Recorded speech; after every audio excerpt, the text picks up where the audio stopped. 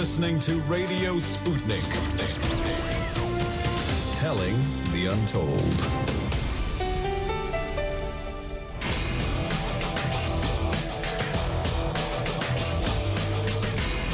Fault lines. Live from across the divided states of America, it is time now for another edition of the most disruptive show covering news, politics, and events from across these disunited states of America and the increasingly divided, embattled, fragmented surface of our globe.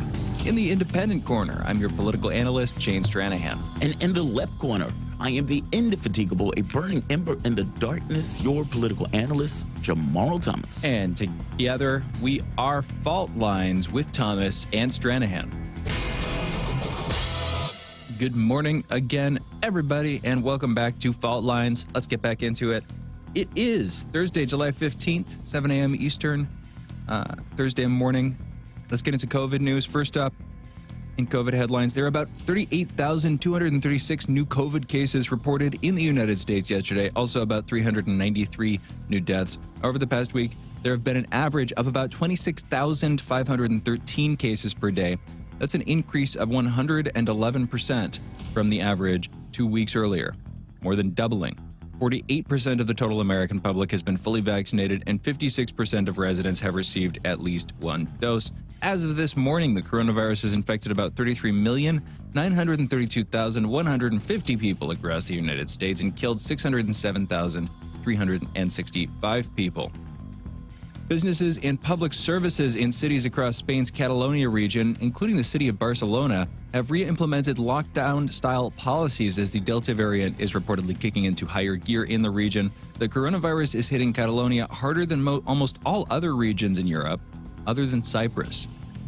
In national news, the family of Andrew Brown Jr. filed a $30 million civil rights lawsuit against the Pasco Tank County Sheriff's deputies that fatally shot him on April 21st this year. The family claims the shooting was unjustified and that the car Andrew was driving posed no threat to the officers. One officer has already resigned from the force, and the FBI has opened a civil rights investigation. And by the way, as our producer reminded us, this is a story we were talking about not too long ago with a retired sheriff, I believe, who came on and was giving us, his take on based on all the testimony we've heard and the video we've seen, what exactly happened, who's culpable, etc. Good conversation. Great guest. Great guest a couple months ago. Conservative pundit Megyn Kelly is calling out mainstream media for, she says, overblowing the Capitol riot. I'm going to quote her here. Quote, "There's no question the media represented this as so much worse than it actually was," end quote. Kelly also noted that, quote, "the media did what it does, which is any bad behavior gets attributed to the entire group of Trump supporters," end quote. I will be coming back to this one. We'll come back to this, I think, in, post headlines talking segment thingy. Senate Democrats have announced a top-line budget of $3.5 trillion to allow President Biden to achieve his social welfare and family aid goals. These would be the non-infrastructure parts of the former infrastructure bill, I guess this sounds like, if passed in both, you know what I mean? Human infrastructure. Infrastructure, there we go. Yeah, human capital. Because there's nothing that humanizes capitalism like creating and using the term human capital. Human capital. Anyway, I kid. Don't even have that much of a problem with it. If passed in both houses, Democrats will be able to circumvent the GOP filibuster using the so-called reconciliation process, a move the party did to pass their $1.9 trillion pandemic aid package back in March. A new book by two Washington Post journalists is said to describe top military officials in the United States actively conspiring to prevent Donald Trump from rejecting the election and attempting a coup in order to maintain power during his last year in the presidency. Specifically, the book apparently claims that Mark Milley, who was then the nation's top military officer, was actively planning to go head-to-head with Trump in order to prevent him from engaging in an overthrow of the election. I can see that being true. At the same time, however, I could also see that being extremely tasty fodder for the masses put out by the intelligence community to damn yet another opponent of the establishment. But I could also see it being true, and I'm not even saying that you don't have to ask Mark Milley.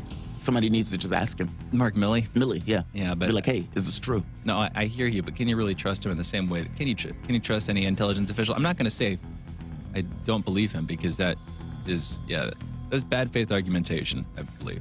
Got to find the floor somewhere.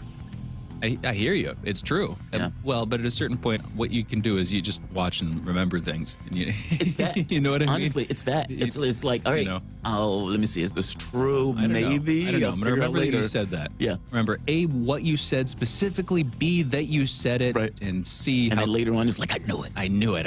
I caught him. I knew you were wrong. Yeah. But, I mean, look, you got to find the floor somewhere, right? And exactly. Is it possible that they were thinking that? Yeah, because the public was thinking that. I hear you. Let's come back on this. Yeah. Maybe with the Megyn Kelly one, because they're kind of paired. Democrats announced that they are pushing to legalize weed on a federal level. They said this yesterday. Again, this would be a big move, decriminalizing marijuana, or moving it from the federal list of controlled substances specifically. Senate Majority Leader Chuck Schumer is one of the leaders of the effort. He's promised to use his clout to make decriminalization a priority for the Senate. Yet another headline to come back to. In international news, the Cuban government has changed a law and is now temporarily allowing citizens to enter the country with food, medicine, and some other goods without paying import duties on them. This comes as protests against the government of Cuban President Miguel Diaz-Canel continue. And have you seen any of those? You know what? I'm going to come back to this. Come back to it. Yeah. Do that thing. The head of security at Haiti's presidential residence has been placed into police custody. The man reportedly traveled from Ecuador through Bogota, the capital of Colombia, in late May, and police in Haiti are investigating whether he conspired with any of the Colombians involved in the plot to assassinate Haiti's former president, Jovenel Moise, while he was there. In tech news, Microsoft has launched Windows 365. That's a cloud-based virtual computer that people can set up and use from multiple devices. Security and privacy concerns abound because, after all, it's Microsoft. Tesla has filed a patent for a new method of mining lithium using table salt. The metal element is imperative for the production of batteries, especially in the electric vehicle market. The new method will extract lithium out of ore using nothing but a salt bath, sodium chloride. Senior Vice President of Engineering for Tesla, Drew Baglino, stated that this process could cut Tesla's lithium mining costs by more than 33%, which would hopefully trickle down to the consumers. And in Earth and Science news, the carnivorous rosy wolf snail has been implicated in the extinction of around 134 snail species around the world.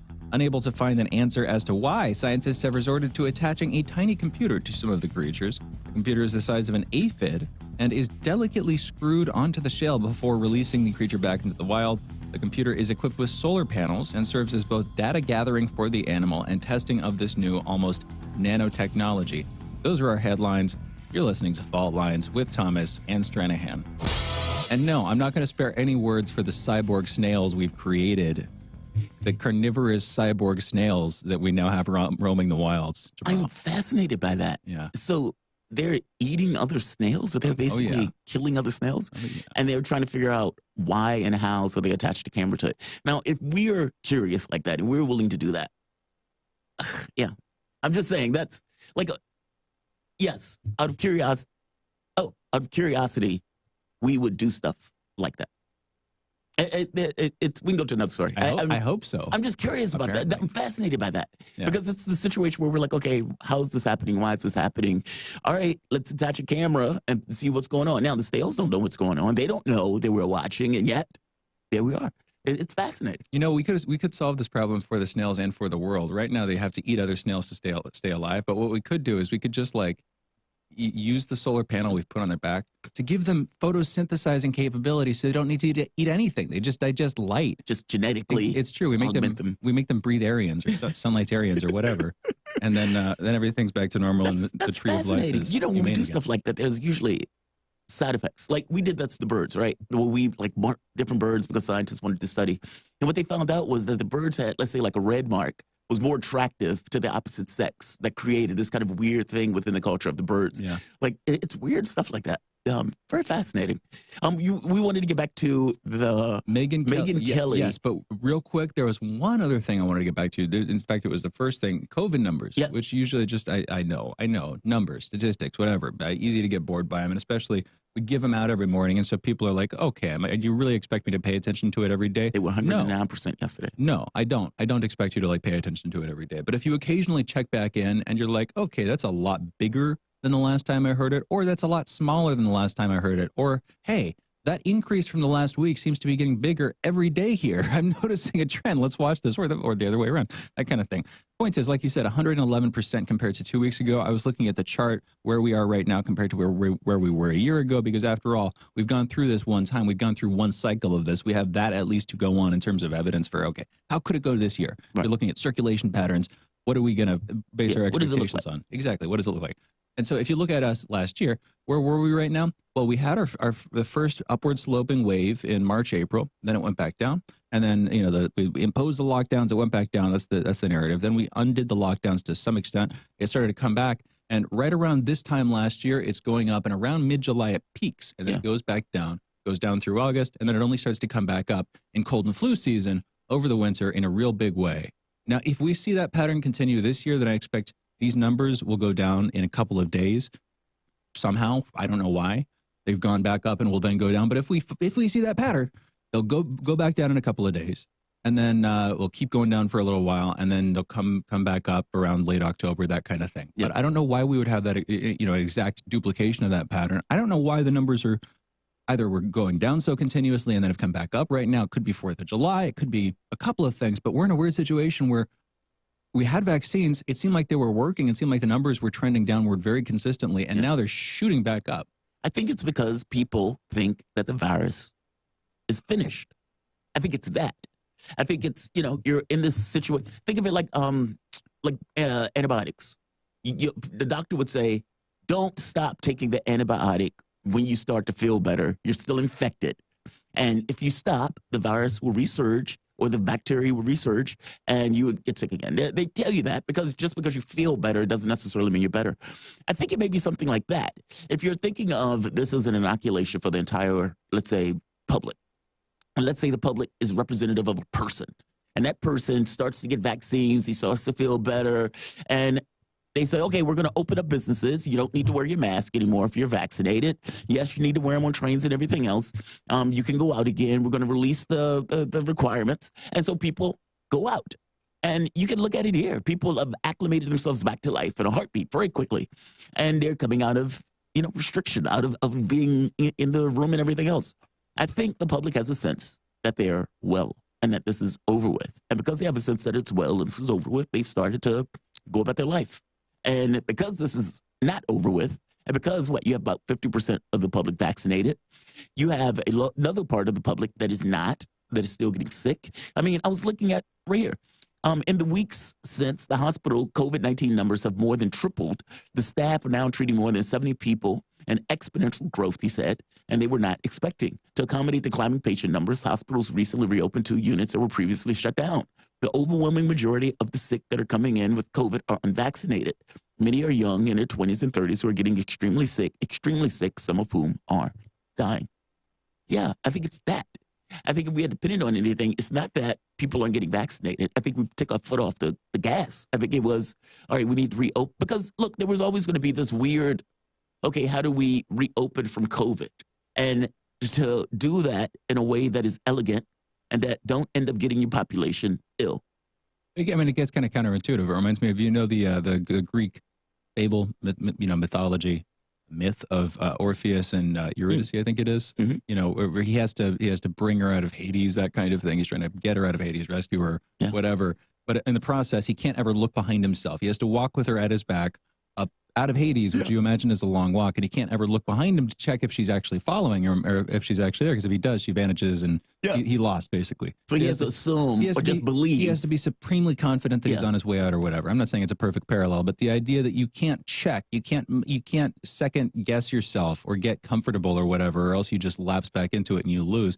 If that's the model, then are we ever going to get out of this? Because the human nature seems to be, okay, we got the vaccines, let's take a breath and all enjoy ourselves for a minute after a year plus effectively living in the caves that are our houses. That's like what we got used to. Yeah. You know what I mean? Yeah. And we're like all relatively satisfied. And that's the messaging. And it seems like it should have been the messaging. Is the claim that going into 4th of July specifically, I get it. That's the holiday that maybe got these people sick. But it's also the big, like, your outside barbecuing holiday that Americans look forward to in the summer, that kind of thing. Should we have not going into 4th of July said, hey, things are going to be better. Let's have some barbecues and hang out. Should Biden have not said, that's a tough one. I mean, because as it was, it seemed a little bit too paternalistic to me for him to even be like, hey, going into 4th of July, you guys can get out there and enjoy a barbecue. Like, who are you, Joe Biden, to tell me? I think it's paternalistic for us, but I don't see. That's just it. I don't know what's in the head of most of America. Meaning, Biden is framing this for, let's say, the lowest common denominator on some level, so it can, just kind of bubble up. Yeah. And I think there are some people, especially Democrats, you see them wear their mask at home, or they wear their mask in the car. It's just performative or whatever. No, I think these people really believe it. Like, that's what I mean. I think some of these guys firmly believe this stuff. And so when he's talking to them, he is talking to somebody. But believe what? That's not even a belief so much as it is, again, like a performance. What belief? Performance assumes that the person is just doing it for theater. They, in their heads, if they firmly believe, all right, COVID is so dangerous, I can catch it and die in my car, even though I'm the only one in my car. Yes, yeah. If they believe it, then it's not performative. In their heads, it's I'm trying to save my life. It's that stuff. I guess, but I don't know exactly what they believe there. Because again, I don't think it's literally like, I don't know. Maybe they think COVID is going to kill them. The COVID is going to catch them in their car. Yeah. Look, man, it is not. I'm telling you, I was telling you about the guy who was like, yeah, man, the kid turned the guy in for smoking weed in his house. I thought he was a good guy. That guy exists. And if that guy exists, we'll be like, what? That guy's insane. What do you mean that guy, he turned this kid in for weed and he's a bad guy because he was smoking weed in his house? Does a guy believe that that guy is a bad guy now that weed is legal? And if legality was the only distinction between that guy being a good guy and a bad guy, I guess my point is that guy exists. And the fact that that guy exists, it's possible that Biden is talking to somebody. There's somebody out there that says should that is like, all right, I can go out on the 4th now. But should he be talking to that guy? Yeah, is that the I don't know. I think that's a too charitable way of like, okay, let me try to make sense of this behavior and make it rational retrospectively. No, I don't think so. I mean, look, there are people like us, and there are people who listen to this show who listen to Biden and be like, look, I don't need you to tell me to go out on the 4th. And then there's the rest of the world, and they're all crazy. The people who listen to the show are sane. They're sane. They're the rational people in the world. Right. But no, look, I don't have too much of an issue with them trying to set and say, okay, look, this is what we're going to do. His job on some level is to lead. I hear you. He's leading. And that's its own, but isn't that itself like problematic? Okay. But so he did that. Now we have this thing coming back, more variants are circulating. There's no sign that literally ever this thing is going to end. Where's the sign now that this thing literally ever not going to end? That's the part. Okay, but you can say I know what you mean. You're being hyperbolic, Shane. But I mean, are we talking the order of months? Are we talking the order of years? Last year we were thinking this year. Yeah. We were thinking maybe the next year. But at this point, I can't even confidently say next year it's going to be gone. Could be 5 years down the line, 10 years down the line. Now this would be a matter for us to, it should be the contents of my navel for all that it matters, except that we have to deal with policy and how all of us live our lives and the lockdowns and how it affects our economy and all of that. If there was no issue of politics, then yes, this would be a lockdown and it would have stayed locked down. But it is an issue of politics because at some point we depend on an economy, which means that people need to open businesses. People need to open stores. Yeah. People need to shop. They need to get food. All that stuff needs to take place. And so the idea of shutting things down in perpetuity doesn't even fly. And so you're always going to get this kind of weird, intermediary spot of, all right, we're trying to get past COVID and we're trying to open and how that works. And look, it's possible that we just didn't do it well. It's possible that 50% of the population saying, I don't want to get vaccinated. And you have 30% saying, yeah, I don't want to get vaccinated. I don't believe in this stuff, et cetera, which means you always have an instantiated section of your population that is going to be a petri dish because of their politics doesn't like the science. Whether that you can accept that. Huh? You said, can we? We don't have a choice. But that's herd immunity. I mean, we're not at herd, and when I say herd immunity, I mean community immunity or whatever. I mean, you're getting vaccinated, all that stuff. Yeah, I'm not, because herd immunity for a while was like a stand-in phrase for certain types of like scientific methodological thinking or whatever about let the weak die off. Basically, to sum it up. So I was sputtering there for a second. No, but you get my point. Yeah. But because you don't need, it's okay to have like an intransigent minority of people who don't want anything to do with any intervention that you're having if your intervention only requires a non-overwhelming majority, 70% or 65% or 75% or whatever it's going to be. Now, if the minority is big enough that you don't reach that level, then that is probably a problem. Yeah. But if you even approach that level, you'd think that what we saw for a while would keep holding true, which is the numbers stay down, they go down, and then they stay down, which they're not apparently doing. So that's why I say, are we ever going to see this thing end? Do we know when we're going to see this thing end? The first one is probably yes. The second one is no. We don't know when this is going to end. We don't know. We have no clue. That's not a good thing. It's really bad for the economy. If the economy is doing well right now, it's because their hopes are being CPR'd. I don't think Biden would shut down, though. Keep investors' hopes alive. I don't think Biden would shut down, though. I mean, I guess the question is, would Biden shut down the economy in the way that Trump did, or in the way they do abroad? Now, will Republicans hit him for not shutting down? And I think the answer is clearly no. So is anybody going to hit Biden for not shutting down at that point? Will Democrats, even though they hit Trump constantly on it? I don't know. That's a good question. This is one of those asymmetrical cases where the Republicans probably won't use that as an attack. I don't think so. Neither would Democrats, so it just won't be talked about. And history will once again sputter at the complete incomprehensibility of our hypocrisy. A couple of years later, we just don't mind. All things being equal, you would think the Democrats would be more inclined to do so. But you're right. I don't think he would do it. I don't think he would do it. Yeah. And so, look, I don't know what to tell you, man. The politics of this has infected, because this should be a science issue or medical thing. And it became a political thing because, of course, it affected business.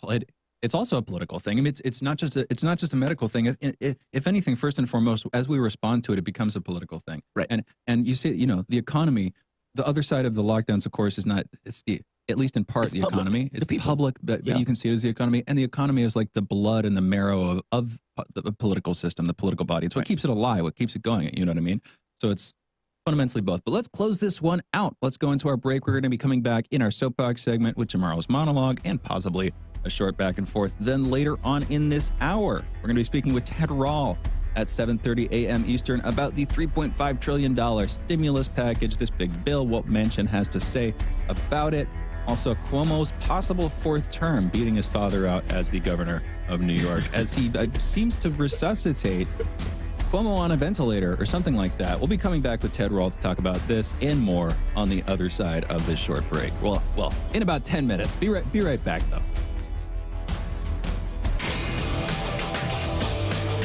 Fault lines. Want to know how international issues fit into local ones and how local issues fit into international ones? With the historical context to tie them together, we're bringing it to you all by any means necessary. Tune in weekdays from 2 to 4 p.m. Eastern Standard Time to hear me, Jackie Lukman, alongside my co-host Sean Blackman. By any means necessary, your guide to connecting the social, political, and economic movements shaping the world around us.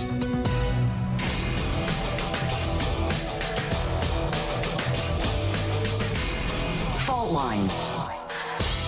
Welcome back to Fault Lines on Radio Sputnik. My name is Jamarl Thomas. I'm joined with my co-host Shane Stranahan, coming to you live out of our station in Washington, D.C. If you guys live in the area, you can catch us on radio at 105.5 FM and 1390 AM. We're also in Kansas City at 102.9 FM and 104.7 FM. If you guys are digging what Shane and I are putting down, whatever platform you're consuming this content on, give us a like and share the audio or video. If you want to join in on the conversation, you can do so with a chat, a tweet, and of course, you can reach us by phone at 202-521-1320. That is 202-521-1320. Your engagement helps make this show what it is, so definitely don't be shy. Joe Biden gave probably one of his most forceful speeches on an assault on democracy, as he calls it. And he basically argued that what is taking place in regards to Trump and the quote-unquote big lie is literally a threat to the democratic order. This speech is probably one of Biden's most forceful speeches, and it's probably originated from the Texas Republican that absconded from Texas because of the voting restrictions that were going to be put into law, and basically went to D.C. to beg Biden to do something to beg Congress to do something and to draw attention to the issue. Let's hear Biden in this clip. Like I said, under normal circumstances, Biden is not necessarily that forceful. But in this speech, he's actually quite good. The catch here, though, is that the actions of the party don't match what he or Kamala Harris is saying in these speeches. Because what you are talking about, Joe Biden, is existential. But you're not acting as if it's that way. Let's play the clip. And the power must always be with the people.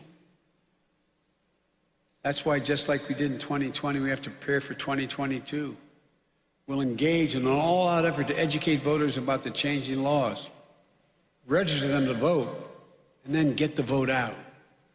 We'll encourage people to run for office themselves at every level. We'll be asking my Republican friends in Congress and states and cities and counties to stand up for God's sake and help prevent this concerted effort to undermine our election and the sacred right to vote. Have you no shame? Let's stop there. Have you no shame? Have you no shame? I love that line. This speech goes into this notion of America. And even people could say, well, look, that speech is a partisan speech. Joe Biden is trying to invoke that because he's trying to push back against Republican efforts. And all of that stuff is true. It doesn't necessarily mean Joe Biden doesn't believe it. Keep in mind, Joe Biden has been in Congress for 47 years. And a person who's been in Congress that long might have started off with a certain idea of America that they may not necessarily have now, this old-fashioned viewing of things. He even mentions, this is not me being old-fashioned. No, it's an image of America where America matters more. That the politician, the wants, this kind of power politics where power is the only thing that matters, that is the undermining of this country. That is the destruction of democracy. When you look in other countries and you have the situation where neither side likes to concede, neither side likes to say, okay, fair enough, you lost, and they walk off the table and they give the concession speech, a speech that I have said on more than one occasion is one of the most important aspects of our politics. It's the thing that ends the interregnum. It's the thing that concedes power and tells the opponent, hey, all of my supporters, yes, I said bad things about this guy. I said bad things about this guy's mom and wife and all of that stuff. However, America matters more. I hope this guy does well. This guy won fairly. Don't hate him. And you move on. You go and get a ham sandwich or something. That's what typically takes place. But it is radically problematic to go after the electoral system in the way that is taking place.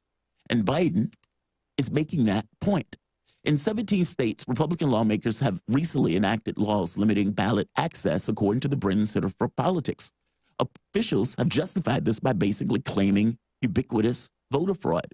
14 states have enacted laws that give partisan officials more control over election oversight, potentially allowing those people to overturn the election results. In Georgia, a Republican-controlled commission has the power to remove local election officials and has already removed some. In Florida, election officials who failed to supervise drop boxes continuously can be fined $25,000. And Arkansas has empowered the GOP-dominated GOP-dominated legislator deems it as necessary in a county. In Arizona, Republicans took away Democrat senators' Secretary of State's authority over election lawsuits. I mean, this stuff goes down the list, including making it hard to vote. Here's another one. They believe that they're going to be less likely to win in the various states because, again, Joe Biden won Georgia, which is shocking. He almost won Texas. The laws that they are putting in place are doing so in order to make it more difficult to vote. Now, I wrote about this like a decade ago, and I'll give part of this. A new Republican crusade against voting, right here. Pennsylvania new strict voter ID laws find 758,000 registered voters without required voter ID. This include a fourth for Pennsylvania. This was years ago. I guess I'm saying that this is not a new issue. Here's another one. An exhaustive public record search by News 21, this was a few years ago, reporters sent thousands of requests to election officials in 50 states asking for every case of fraud.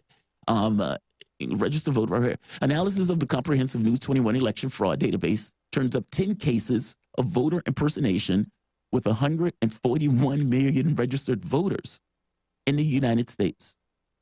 I mean, that's astonishing. I guess the point that I'm making here is Biden is not necessarily wrong in making this pitch of saying, look, these guys are making restrictive voter laws that is out of bounds with the voter impersonation that it is supposedly trying to catch. That's his point. Now, my point is, what are you doing about it? And if what you're talking about is a good out to vote campaign and you're president, then I am going to say that what you are saying here, especially calling these guys saying the Confederates never breached the Capitol, is out of whack with what you are doing, considering you have the power to do something about it. So it's not that I disagree with this contention.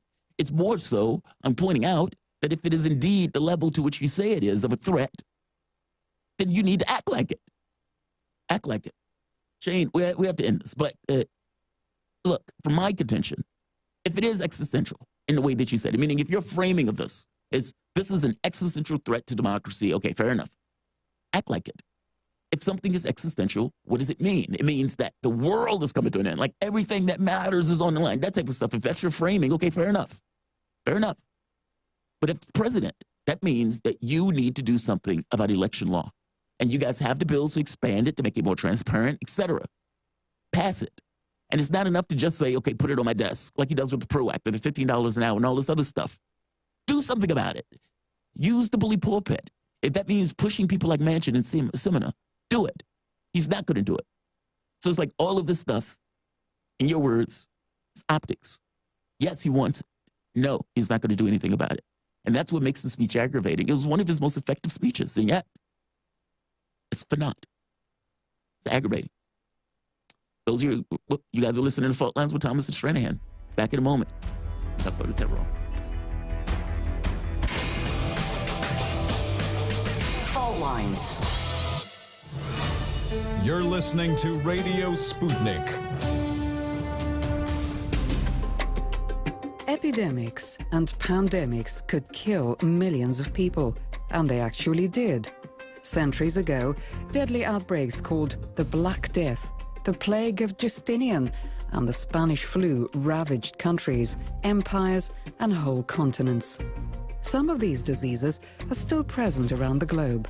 Others have become a thing of the past. Discover how these ancient and not so distant outbreaks from previous centuries differ from modern-day SARS, MERS, and coronavirus pandemics. Listen to our new series, Outbreak, the deadliest epidemics in human history, this week on Radio Sputnik.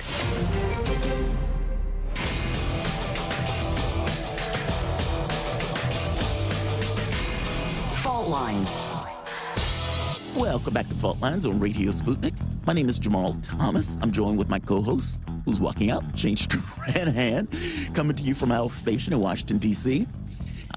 As I started off in this, talking about this notion that if it is indeed existential, then you should act like it. And on some level, like I said, this speech by Joe Biden was actually quite effective. Andre, if we can, could you load this up for one more time? I want to play this part again for Ted. But this speech was quite effective. He was there. He was present. He didn't have this kind of dead-eye look that he typically have. And he was on point on something that I have been screaming about for decades, literally. I used to write before I started doing my show. And one of my articles had to do with this notion of the ubiquitous voter fraud. And I went through the article, went state by state, and all of these Republican states where after you had the destruction of the voter rights, where the Supreme Court basically ripped it limb from limb. And as evidence of the need for that bill, state after state after state started changing the voter ID laws or voter requirement laws in order to make it difficult for certain segments of the population to vote. So in one state, you could have a gun license, but you can't use a student license. In one state, I believe it was Ohio, they killed voting and got rid of voting locations in, let's say, black areas, so the lines will be longer. Getting rid of souls to the polls, that's something else that they were trying to do in Florida. I believe it was on getting rid of Sunday voting. It's one thing after the next in regards to the voter restriction. And you can understand why this is taking place. Joe Biden won in Georgia. And if Joe Biden is winning in Georgia and Democrats are winning in Republican states like Texas, that is almost went blue, freaked them out. And the response wasn't to change policy. The response was to just make it that much more difficult to vote. To have a conversation about this and about whether it is indeed existential. And if it is existential, why Joe Biden is not acting like it. We're joined with Ted Rall. Ted Rall is a political cartoonist and syndicated columnist. Ted, what's up? Thank you for joining us, man. Thanks for having me. I appreciate it. Absolutely. So I listened to the speech from Biden yesterday. And Andre, can we play just part of this? And the power must always be with the people. That's why, just like we did in 2020, we have to prepare for 2022. We'll engage in an all-out effort to educate voters about the changing laws, register them to vote, and then get the vote out. We'll encourage people to run for office themselves at every level. We'll be asking my Republican friends in Congress and states and cities and counties to stand up for God's sake and help prevent this concerted effort to undermine our election and the sacred right to vote. Okay. Have you no shame? Have you no shame? I love that line. Have you no shame? Ted, what do you think about this speech? I thought the speech was effective. I think the problem with the speech, though, is he's not following through. If he's right and voting is existential, meaning them passing those laws are going to make it that much more difficult for Democrats to vote. And if he's right, which he is right on that, then why aren't you doing something with the device that you have at your disposal, meaning the federal government? Now, if that means getting rid of the filibuster, if that means getting those other Democrats online, they are being challenged with being able to get in office. I mean, and tell me if I'm wrong on this. It just seems like the language is not matching the actions. What do you think, Ted? I'm going to start, as I often do, with the second question first.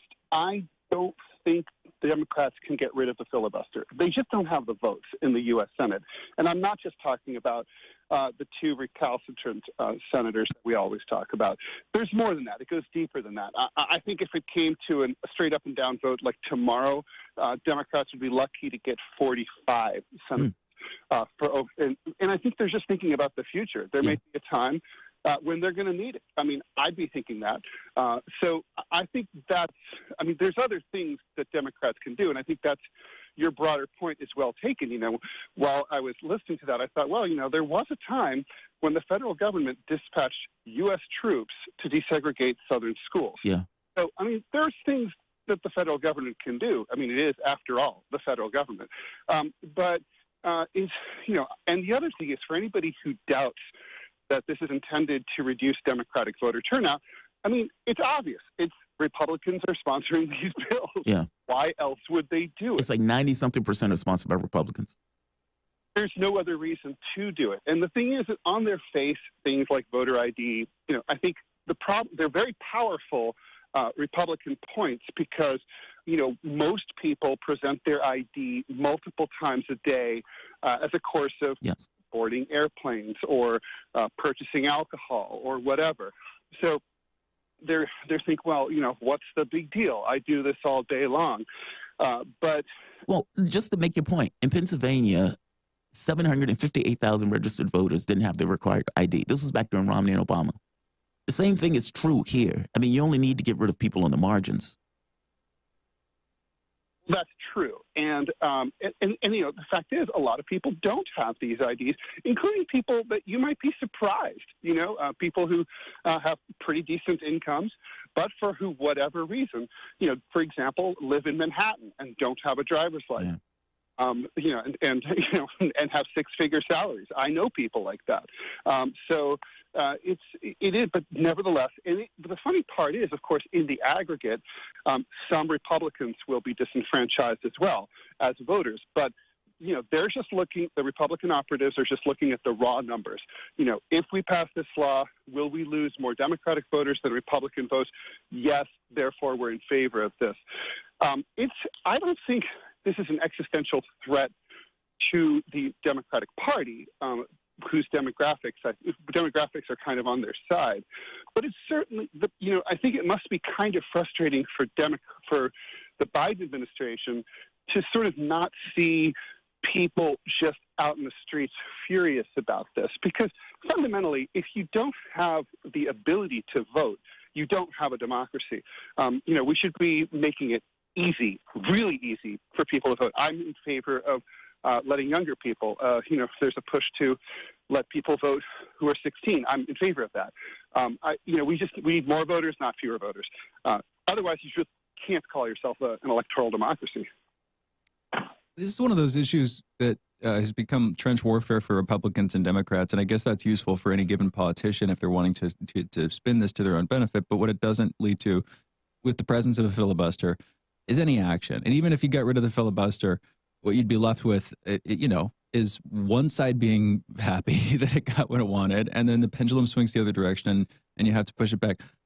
With that as the background, and feel free to disagree with it if you do, are there any obvious wins or like low-hanging fruit that I'll start with you, Ted, but I'm curious, you too, Jamarl, that like, okay, everybody agrees, Republicans and Democrats agree, you set aside the conversation on voting rights, quote unquote, or voting fraud, quote unquote, voter fraud, quote unquote, that whole thing aside, are there any major changes we could make or things we could do that everybody would be happy with, that like both the Trumps and the Bidens of our political space would say are a win and say make our elections safer? Is there anything like that either on the table or off it that could be put on the table? Ted, let's start with you. What's your take? I think there are issues where that's the case. I don't think voting rights or voter ID laws are one of them. There's a simple matter of demographics. The demographics of the country in general, I heard you earlier before the break talking about Georgia, as a reflection of that, are shifting toward in favor of the Democratic Party in a broad sense, where states that it was unthinkable, like, Barry Goldwater's Arizona, are now credibly possible wins for Democrats. So the Republican Party and the Democratic Party see that, and so it's just generally to the disadvantage of Republicans in order to survive, and this is existential for them. And for them to be a viable national party 10, 20 years from now, they've got to keep Democrats from voting. Unless something else changes in their favor policy-wise. Democrats know that to be true. So this is definitely a zero-sum game. There's no win-win to be had here. Well, okay, it could depend on what you mean, but if part of what you mean is like the whole minority voting thing, hasn't that shifted with Trump? And I don't mean to say that that's indicative of a longer-term sea change that will show the Republicans suddenly being just as diverse as the Democrats or whatever. But again, you get my point. More black people and Hispanic people in the states came out to vote for Trump this election than they had for in the previous one or for other Republicans. Is there something there? I mean, because we've talked, you can also fit this into the conversation we have about the Republican class having to accommodate more working class messaging, that kind of thing. Do you see a shift there, Ted? Well, you're right about that. I mean, the Latinx vote went surprisingly in favor of Trump, considering what the border policies and all that. But the youth vote is something that we often don't talk about. The youth vote is people under 30. They're liberals. They're Democrats. They're progressives, and that's overwhelmingly so. And unless they do the Benjamin Disraeli thing and turn Republican after they turn 30, demographers don't think that's true. And so I think the future is between the two parties is Democratic, capital D Democratic, and they know it. And so I think it's really a youth issue more than a minority issue. But don't we always go? Don't generations always go Benjamin Disraeli? Aren't there all the quips and mottos and like sagely proverbs or whatever describing the generational transformation that happens every time? You start out young and idealistic and kind of a liberal or whatever, and then you get older and you get a little bit more grisly minded and conservative, and that whole thing. Exactly the point that you made. Isn't that what happens? Isn't that just the trend? Well, it has been in many cases. I'm an exception. I've moved more to the left as I've gotten older. But I think there's, I think the thought now is that for a lot of reasons, it's, the culture is different. We're talking about the first generation for whom, being totally cool with like intersectionality and trans people, etc., is totally like just not a thing. They're relaxed about it. Even conservatives. Yeah, they tend to be farther to the left on this stuff. And like you say, even conservatives, would be, because I think it's environmental. I think you have, because this year, during this period, like I said, 42% of the public made $18,000 a year or less.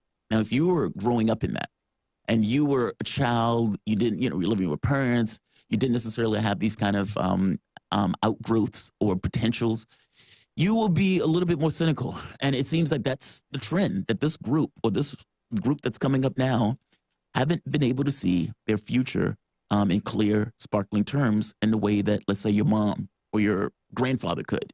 Meaning this notion of benefit and opportunity have lessened. But it's the reason why the socialist thing. What I was mostly disagreeing with was like the idea that there's something uniquely or novelly liberal about this generation. It has to do with this would be its own tangent. I will only bring it up to explain why I disagreed, and we don't need to follow it.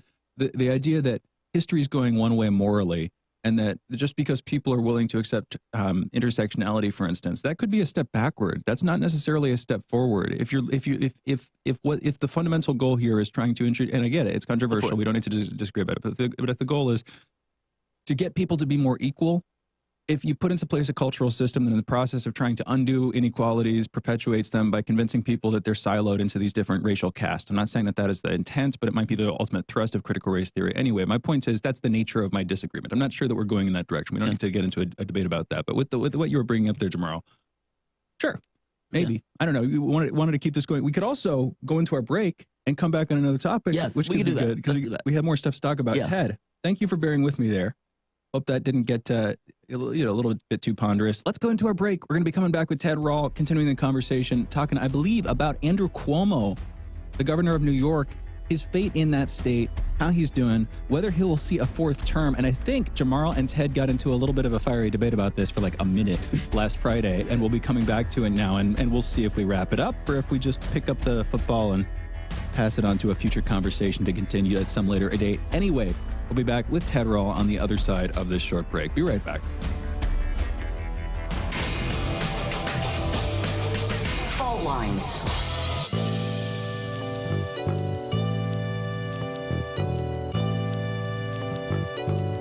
What's the most important hour of the day? It's the Critical Hour with Dr. Wilmer Leon. On this show, we don't just deliver the latest headlines. We divide the real from the fake. Tune in to hear from some of the most brilliant political minds of today, get in-depth news and analysis that goes beyond the surface and dig straight into the details. Set your clock to the Critical Hour for a news perspective unlike any of those other guys.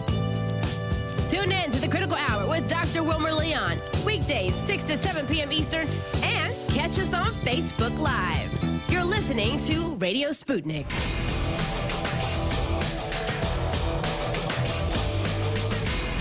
Fault lines. And we're back, and we're joined by Ted Rall. You're listening to Fault Lines with Thomas and Stranahan. I'm Shane Stranahan, joined by Jamarl Thomas, and we're both joined by Ted Rall, political cartoonist and syndicated columnist. We were talking about voter rights, voter suppression, that whole situation, that whole imbroglio. We are moving now to Andrew Cuomo in the state of New York, and specifically Andrew Cuomo, embattled governor this year, facing a series of crises that he seems to have weathered fairly successfully. I wasn't here, but I hear you guys, you Jamarl and Ted, got into a good little short debate last week where you basically just disagreed. Will Cuomo survive this? Will he reign transcendent, possibly in a fourth term, not just avoiding impeachment, but coming back and maintaining his political career, beating his dad, who also former governor of New York, his late father, only had 3 terms. And if Cuomo gets his fourth, he'd be the first governor in a while, at least, and would beat his father in the process. Anyway, Ted, where do you fall on this? I think you rolled to disbelief. I think you said that you don't think that Cuomo will successfully get a fourth term. What's your take here? No, that wasn't really my take. I think first of all, I just want to say that it's outrageous that he can't run for a fourth term. What the hell is this place? Because he changed the laws to do that, right? Yeah, no, that can be done. Of course, New York City did that years ago, and then then Mayor Bloomberg wanted to run for Bloomberg. That's who it was, Bloomberg. Okay. Corrupt deal with the head of city council, and overturned the voters' will and got rid of term limits. So that's what it was. It was Bloomberg that did it. Okay, thank you, Ted. Yeah, it was. So it's so anyway. I think with Cuomo, with all things Cuomo, it's always, well, after him what? And okay, so can he be primaried out by a Cynthia Nixon-style insurgency in the primaries, that's the only place it can happen. This state used to be sort of upstate Republican, downstate Democrat. Long Island was Republican. That's just not really as true anymore, or maybe it's more accurate to say it is still true, but now the Democratic part is bigger. So it's hard to imagine, although not inconceivable, a Republican being able to prevail against Cuomo in the general election. And there's no Republican so far that seems to be a credible challenger to the governor. So, that boils down to, well, which Democrat dares to go up against him? I mean, on the one hand, you can look at it and say, this is a man who's gravely wounded by the sexual harassment allegations. Or another way to look at it is, what doesn't kill you makes you stronger. And, the fact that he survived this means, holy crap, what does it take to get rid of him? I lean more toward that second thought. Yeah, I think he's going to get a fourth term. I mean, if it's not for, put it this way, if these charges come back for naught, meaning Letitia James, her investigation, comes back and says, look, yes, it was improper, but no, there was nothing illegal done, then, I don't see, I mean, who takes him down?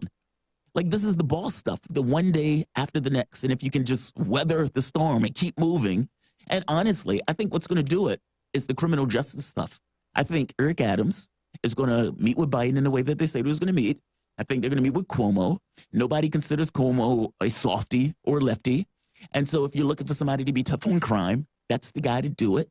I think it's going to be that. I think he's going to be one day after the next, providing that nothing takes place that takes him down. Let me ask you this, Ted. Let's get into something else. The $4.1 trillion bill. Now, this, whatever people want to say about Sanders, whatever they want to say about Sanders, oh, he's not, he didn't do X or he failed at Y. These are the days where Sanders gets his due. $4.1 trillion. Sanders comes out and says, I want $6 trillion. And people are like, he is insane. He's crazy. There's no way we're going to get $6 trillion. But Sanders is doing that because he wants to expand the level of debate. Means whatever you're coming to, if you're trying to middle ground him, well, you're starting off at $6 trillion. Sanders was able to mastermind $4 trillion, $4.1 trillion, 3.5 being Democrats go it alone, with the other $600 billion being a infrastructure deal between the two. Now, yes, there's a lot that they're going to have to go through, including how would it be paid for? But the fact that they're pushing through a $4.1 trillion bill that Sanders is basically going to shepherd as head of the budget committee is rather shocking, especially what's in it is significant. And if Biden could get this through, with Sanders shepherding it through, then he would have a lot to crow about during the midterms. The catch is, do you think he gets it through? And what do you think about the bill in and of itself? Is it enough? Is it too little, too much? What are your thoughts? Well, as usual, I tend to agree with Sanders. I worry about when the stimulus spending runs out. Mm-hmm. There was a piece in the Wall Street Journal a couple days ago that wondered whether the economy is going to be able to come in for a soft landing. And it raised a point that I had considered, which is probably yes. It will probably go back to 1.8% annual GDP, sort of anemic growth, economists view it. And that's going to feel kind of like when you've been driving on the freeway at 80 and suddenly you're in traffic and you're going 20, even though you're still moving, and you're moving probably at the same speed you were before you got on the highway, you're just going to feel like you're crawling or you're not even moving at all. And that could spook the housing market and even securities, right? So I think, so I do worry. I think it's almost impossible to spend too much here. By the way, it's just I think it's hilarious that Hillary Clinton's brief against Bernie Sanders was that guy can't get anything done in the Senate. I know. He got this done. He definitely got this done. But before too. So he has a long history of that, and people bought it just because they didn't really know about him. But I don't think it's going to pass. I think Republicans have decided that there will be no more wins for the Biden administration. That's it. They're done. And just to point out a piece in the Politico, pigs fly. McConnell weighs giving Biden Senate a bipartisan win. is it a situation where they can't be against this? Like, if Democrats are saying, we're going to give all of this money to all of these communities around the United States, and the Republicans say, we don't want to do that, can they say, we don't want to do that? Or is the political weight of being against an infrastructure plan just too much that even McConnell has to acquiesce? Well, Republicans went along with the infrastructure bill, the first one. So they're going to be able to say, look, we gave this president trillions of dollars. And the reason I think that the Politico article is just blowing hot air is that they've already made a line in the sand about the deficit.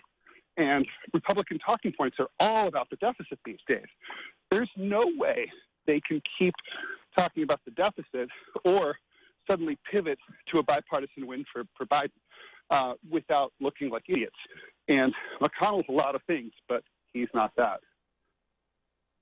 And yet that argument still has currency and reality. Shouldn't we just not be spending our way out of it's like trying to plug the dike with a water jet or something like that. It doesn't actually work, but which is the point. It gives the illusion of working. But the 1.8% annual GDP growth, the anemic growth that you were talking about, haven't we successfully evaded that stagnation, that very slow growth for like over a decade now? Hasn't it become an almost generational thing? These are like the late Obama, early Trump years. In the recovery, after quantitative easing kicked in the financial crisis sort of receded from the shoreline, and we've had pretty darn consistent growth, including earlier 2020, when even though the stock market tanked in March, it shot right back up, and people whose retirements accounts they were hands about to clutch their pearls, like watching what was happening very fearfully, shot back up. That's been consistent now. My point is, we're used to that. And you say that it's like when I think that's a very good metaphor. You get on the freeway, you slow down, you get into traffic, and you're suddenly like, wait, why am I going so slow? Even though it's kind of what you were going at before. Well, that was a decade plus ago. The fight, the last real shock that we had, other than March 2020, would have been 2008. And there are a lot of people who have gotten used to a prolonged period of fairly consistent growth. And if that's what we're going back to, you're right. We're going to be facing a pretty big crisis. The stock market, which of course right now is booming, is suddenly probably not going to be doing very well. Is that when you were pinning the start of this, the exception to this, when he started roaring down the freeway at 80? Would this be like a decade plus ago? Is that the period you're talking about, Ted? Well, no, not really, because people forget the first 4 or 5 years of the Obama administration were were definitely anemic. Unemployment was high.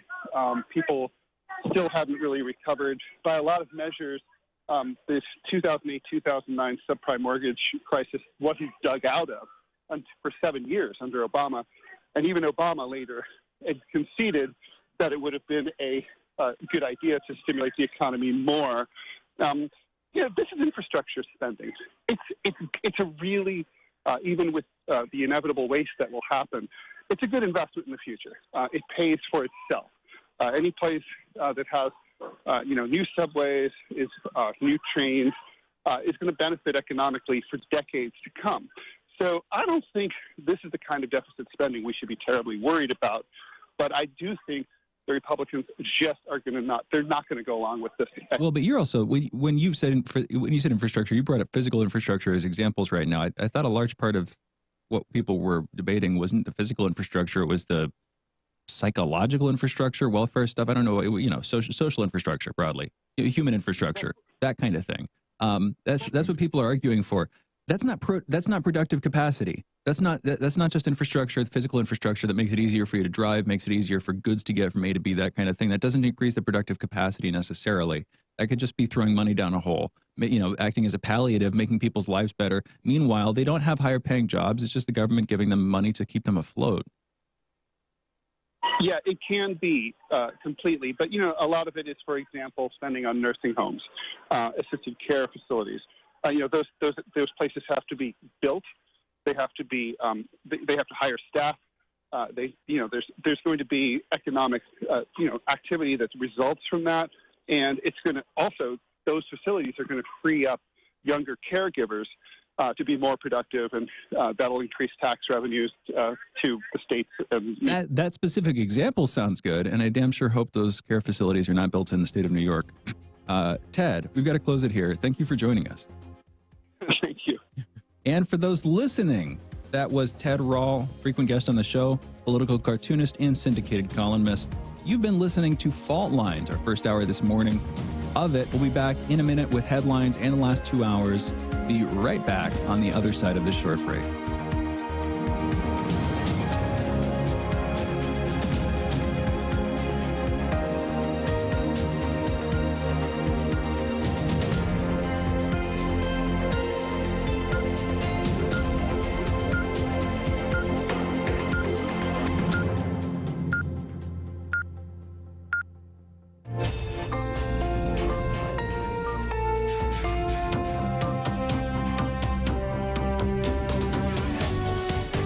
Listening to Radio Sputnik. Telling the untold.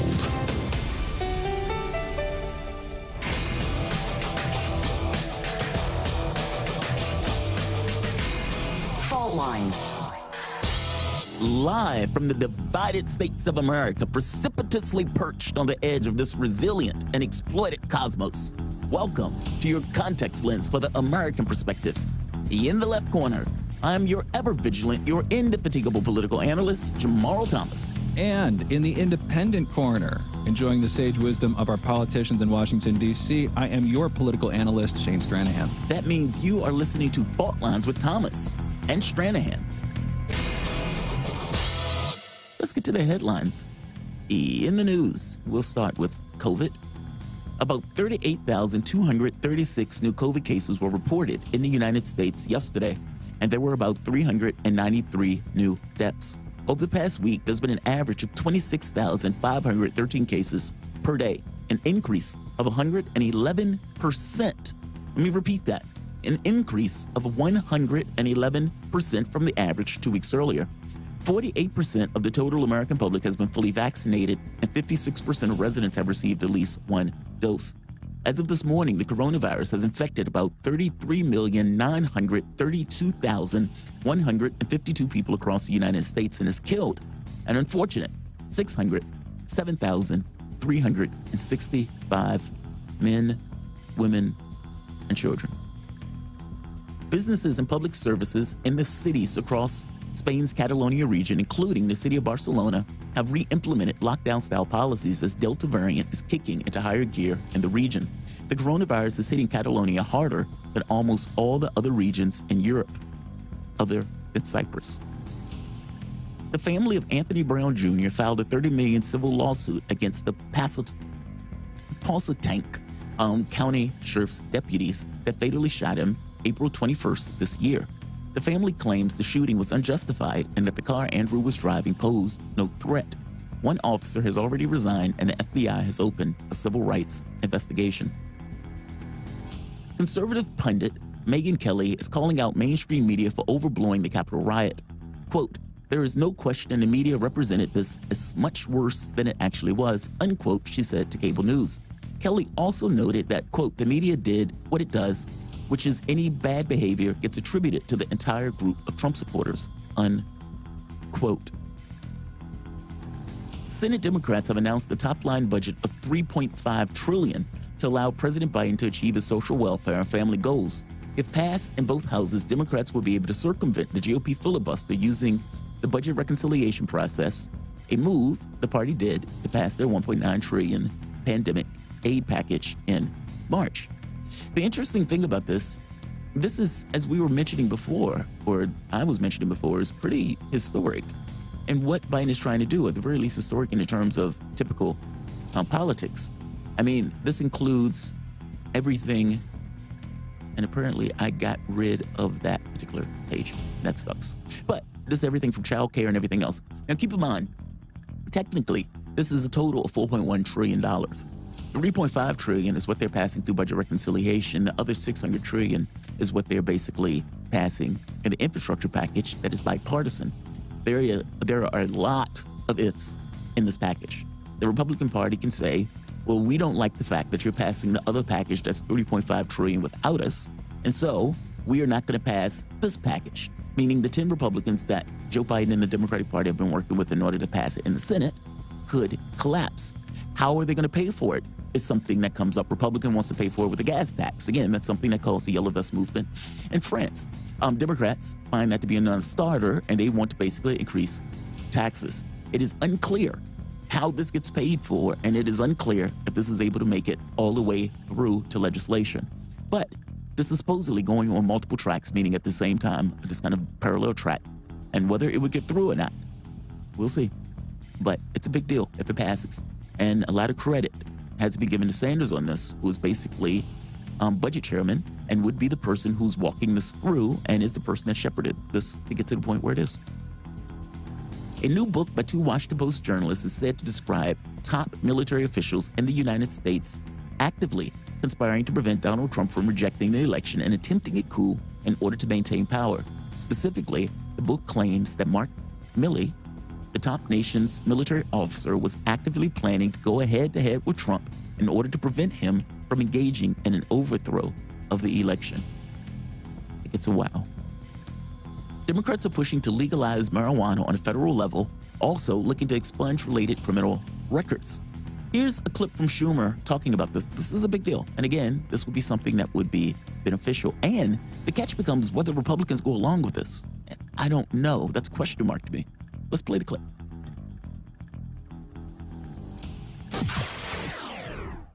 We are all joining together to release draft legislation to end the federal prohibition on cannabis. This is monumental because at long last, we are taking steps in the Senate to right the wrongs of the failed war on drugs. I was the first Democratic leader to come out for the legalization of marijuana, and I will use my clout as majority leader to make this a priority. This is a historic day. Stop right there. This is the first time in America. I don't want to hear anything from Cory Booker. I'll stop there. Look, that would be a big deal. And, you know, this is one of those things where I say policies like this will dramatically hit the bottom only because you have a lot of people. I mean, blacks are 4 times likely to get charged for pot and those type of things. This thing will be a positive benefit. Again, this is if they can get it across the finish line. It's an if. It's good that he's pushing it. The Cuban government has changed the law, allowing citizens to enter the country with food, medicine, and other goods without paying import duties. This comes as protests against the government of Cuban President Miguel Diaz-Canel continue. The head of security at Haiti's presidential residence has been placed in police custody. The man reportedly traveled from Ecuador to Bogota, the capital of Colombia, in late May, and police are investigating whether he conspired with any of the Colombians involved in the plot while there. Microsoft has launched Windows 365, a cloud-based virtual computer people can set up and use from multiple devices. Security and privacy concerns abound because, after all, it's Microsoft. It's Microsoft. Tesla has filed a patent for a new method of mining lithium using table salt.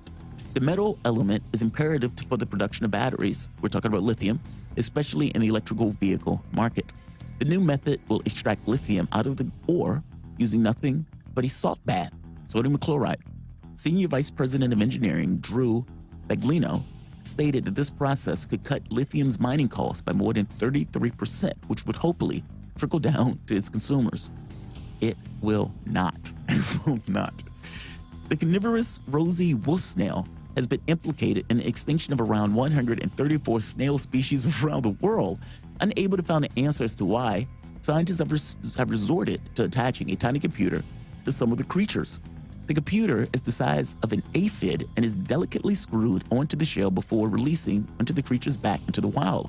The computer is equipped with solar panels that serves as both data gathering for the animal and testing of this new, almost nano technology. Those are your headlines. You're listening to Fault Lines with Thomas and Stranahan. The push by Schumer is big. Now, Schumer needs to get reelected. And so, like people who need to get reelected and who are Democrats and who don't want to get primaried, you typically, it is a good idea to do things for the community that you want to reelect you. So you can say, I did this, this, and this. So Schumer has been pushing Biden to get rid of $50,000 of student debt.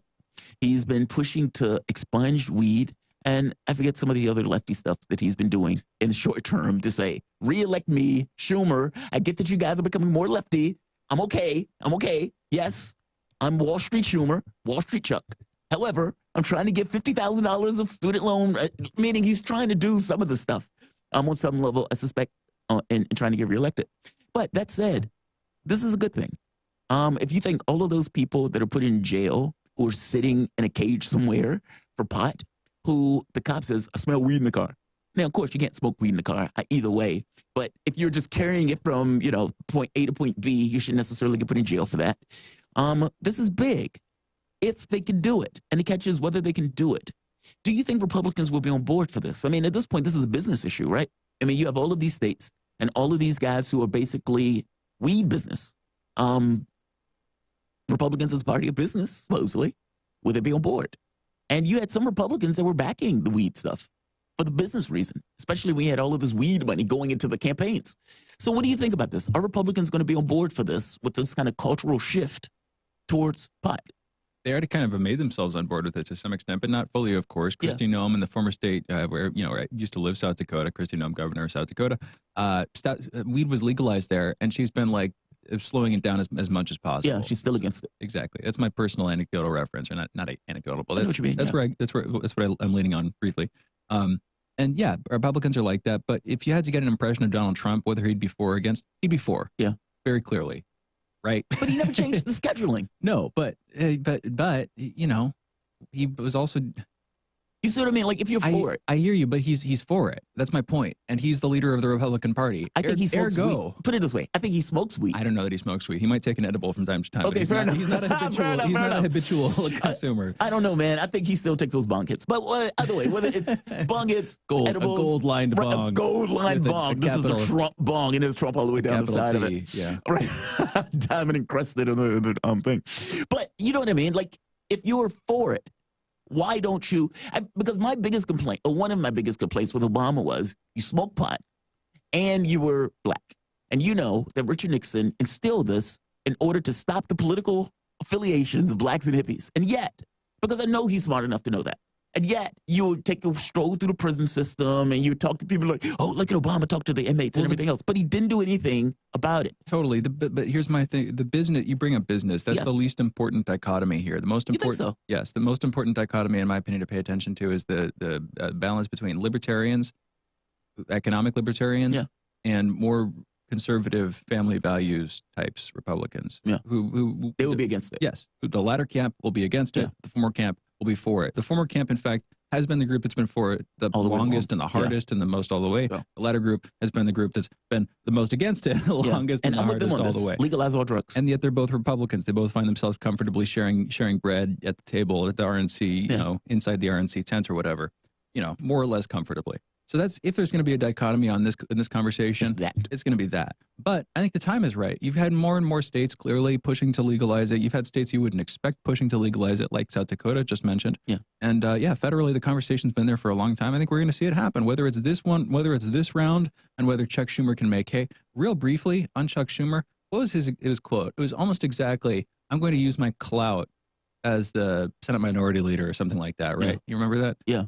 I just want to pause. I don't need a response. Still, the way he phrased it is just a little bit cringy. At the very least, a little bit cringy. I'm going to use my clout as Senate Minority Leader to push a cause that my communities have needed for a long. I don't know if that makes sense. Yeah. But it's like you've been leader of the House for a while. Well, it's that, but it's also, I don't know. This, again, I don't want... My clout. It's him bragging about the use of his clout as a Senate Minority Leader as like a 60-something-year-old dude is just a little bit weird. I don't know. It's just a little bit cringy. But my clout. That's an aside. Yeah, so, applause for that. Yeah, it'd be great. Yeah, so that's great. I don't like people being locked up over stupid stuff like this. I do. You do? You like people being locked up over? I'm an authoritarian sadist, Jamarl. I just like seeing people punished for doing good things. Yeah, I just want people punished. I just want people put in cages. The cages thing is insane to me. I mean, like 5% of the world's population, 25% of the prison population. That is insane. And like, that is normal. Like, that's a modus operandi. That's what we use going forward. It is true. It is true. And you know what? This is completely random, and some people are going to be giving me like a side-eye thing for even bringing this up. I was looking into it. U.S. On a per capita basis, because we were having a conversation about Cuba the other day. Yeah. For some reason, I decided to look into it. U.S. on a per capita basis has something like 650 people per 100,000, I believe, in jail. Take that as an approximate ballpark. Yeah. It might not be exactly that, but just that. Take that approximately. Cuba, and we're number one on the list. Quite far behind in second place is some other country. Yeah. There are like a number of other countries. Sixth on that list is Cuba at like 530 or something Still like high. that. That's still quite high. Yeah. And then if you look at the other major, I say other major nations, I wouldn't consider Cuba like a major developed nation, but it's obviously a significant nation. But the other major nations, the only one that even approaches that is like Brazil, and it's number 17 or 12 or so. It's significantly further down. My point is, we've got problems with prison, and our problems are worse than Cuba's for sure. But Cuba also has problems with a high prisoner population. Just bringing that into it. I hadn't been aware of it. It kind of makes sense though. It is sixth on a per capita basis. It's sixth in the world. Yeah, that is pretty high. That's pretty high. That's still pretty high. Yeah. I would say though, when those protests was taking place in France, do you remember them being lavished on U.S. media? No, I don't. And 70% of the population of France backed those protests against the Macron government. Let's give them a name. You're talking about the Yellow Vest protests. The Yellow Vest protests. Yes. Yeah. And they are ongoing in some form. They went on for like a year. Yeah. Those things were like sieged week after week after week after week. And they would not air that protest on our televisions at all, at least not that I'm aware of. We wouldn't air that Haiti protest right on a neighboring island in the Caribbean. Wouldn't air it. I mean, meaning island. We pick and choose. Of course we do. What protests we like to air for the political reasons that we do it. And Miami's mayor is calling for a coup. Yes, he is. And think about that for the moment. If we're picking and choosing what protests we air, why are we picking and choosing? Who is making the determination to pick and choose? Let's say, let's avoid France. Let's avoid this other one. But yes, let's definitely get onto Cuba. And this is not me saying we shouldn't cover the protests in Cuba. I'm saying we should cover all of them. You want to know how we choose tomorrow? How do we choose, Shane? We race pigs. Is that what it is? And the winning pig determines which story we the give. The Cuba pig and the Haiti pig won. I mean, right. The Cuba pig won. The Cuba Haiti pig won. lost. Haiti pig lost. It happens consistently. I think that the Cubans are able to train their pig a bit better than the Haitians. Is that what it is? Something like that. I think what it shows us, though, is that the political associations with media, like these things aren't separate and distinct from one another. It's not that media is like, okay, we're looking around the world. Okay, right here. This is the most important thing right now. No. They are on some level making a choice that is politically affiliated. Now, whether that's in direct link with the political affiliation or whether that's just we're in political alignment. And that's why people who don't trust our political system also don't trust our media. Exactly. And if you do trust our political system, you do trust our media. Right. And I don't see many exceptions to that rule. Same. You know what I mean? They tend to be a one-to-one in regards to what people think. They're either in that alignment of like, yes, I believe this. But then somebody else points out, like, well, wait, but why are you covering one or the other? And they don't have an answer. Like, that's one of those things that if you try to reconcile constantly, like, well, so wait a minute, you guys ignored this one but showing this one? Or you guys are talking about this story but ignoring this story? And you can, on some level, get this feel for where they're coming from. My complaint or my argument here is it shows this kind of parallel between media and political affiliation and how those things just run. I think we take that. I think that's pretty like tacit or something. I think we take that for granted, kind of. I think that it's less about whether or not you believe you're being propagandized and whether more.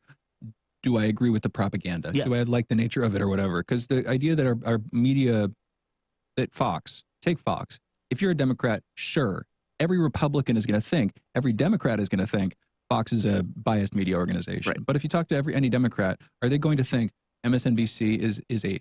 I think they do. Don't. I think they would. They don't. I don't think they're As a going to. Democrat, I'm telling you, they don't. I think they're just going to say it is less biased. I think that's what they say, and that's the claim. But I don't think anybody here really accepts. I have the perfect untarnished source of truth. If they do, it's like some indie blog that they found that I'm not kidding. That is like, I found it. This is the truth. We don't trust the media anymore, proper quote unquote media. Yeah. We don't trust the capital M media. We don't trust the TV news media. I don't blame people for not trusting us when they're listening to us on the radio. Yeah. We don't trust established sources of media simply because we know that they're associated with a political class that's going to try to control them. And I think that we all know that. Maybe I'm in my own bubble, but I think telling you, as a former Democrat and as somebody who used to watch MSNBC and everything else, they don't think Rachel Maddow is biased. They think Rachel Maddow is just telling them the truth. They don't see. I swear to. We need to find a random Democrat. Yeah. Just on the street and just grab the guy. When we walk out tonight, just yo. Are you a Democrat? Yes. Do a poll and just do a random poll. The most random I'm Democrat. telling you, I don't think they think those guys are biased. I think they look at the Maddows of the world and they think Maddow's telling me the truth. This is 100% inside my bubble, but I think if I were to ask the most Biden-loving of my relatives, do you guys think that, okay, I get you think that Fox is biased. Do you guys think that MSNBC is kind of biased too? Yeah. It's just that you think they're less biased. What are they going to say? I think they would say that they think they are. I just think they're less biased. And it's like, we got to do this poll. I get it. I get it. We kind of can't trust anybody, but I think these guys are fairer. I like what they have to say. I think people are on that page. I don't think anybody, I think this is the whole thing about fake news. Yeah. It's not just that Trump said fake news and suddenly everybody's like, oh, Trump's saying fake news. Everybody knew that there was this idea that we can't trust what Jon Stewart has to say, nor can we trust what Sean Hannity has to say. Well, I think they did trust Jon Stewart. In fact, I think they trusted him more than they trust mainstream media. But I don't think they do anymore. I think they don't trust. Because of the stuff that he's been coming out with. Not even specifically. I just don't think that I think that we've, over the last decade at the very least, I think that we've lost that trust. It might have been that you saw the light before the shift started to happen, or it could be that I'm wrong. But I think the tables have turned and that most people just don't trust the media anymore. I think that that's why if you look at the levels of trust in the media, they're at all-time lows. It's true. That's that why. part, I think, on the whole, I think people in general don't trust media anymore. Yeah. However, people who watch MSNBC are Democrats under normal circumstances. Totally. And people who watch Fox are Republicans. Are Republicans. Yeah. And they are on that wavelength. Even if they say these guys are biased, they still trust what is coming out of them. 100%. And I don't even know if they would say that they're biased. Like I am not. I think they would. I think they're, and I'm not saying that people are like rational or that people distrust the media that they prefer. Yeah. By definition, we prefer. Yeah, you clearly trust the media. Trust the media that you prefer, and vice versa. You would prefer the media that you trust, whatever. But I think that everybody has this. My point is, my overwhelming point is not that people will not listen to what MSNBC has to say, or they won't listen to what Fox has to say. I think that everybody at this point is aware that the media outlets that we pay attention to are going to be biased on some level, by the political system. I think that's obvious. Maybe it's just my bubble, or maybe it's just a sense of humanity or something like that. People are that aware. The most resistance of resistancy folks who and I know we need to go into a break. Most resistance of resistance types. I think they're aware that what they were told was influenced by the political class. I just think that by and large they believe it, but they know that there's bias there. That's my point. Let's go into a break if you're done. Yeah, totally. We will be coming back with Caleb Maupin talking about Kamala Harris siding with these Texas Democrats, these state representatives who fled Texas earlier this week or Washington, D.C., threats, calls to arrest them, that process in motion on the Texan side. Anyway, Kamala Harris, vice president, has sided with them. We'll be getting into exactly why she's siding with them, how this ties into the other debate we were having earlier on voting rights versus voter suppression, that whole thing with Caleb Maupin, our next guest. You're listening to Fault Lines with Thomas and Stranahan. We will be back with Caleb on the other side of this short break.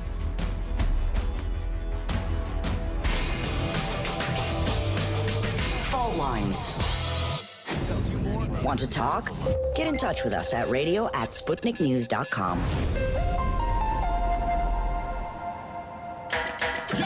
So, Sean, what do you want to talk about today? Well, Bob, that's easy.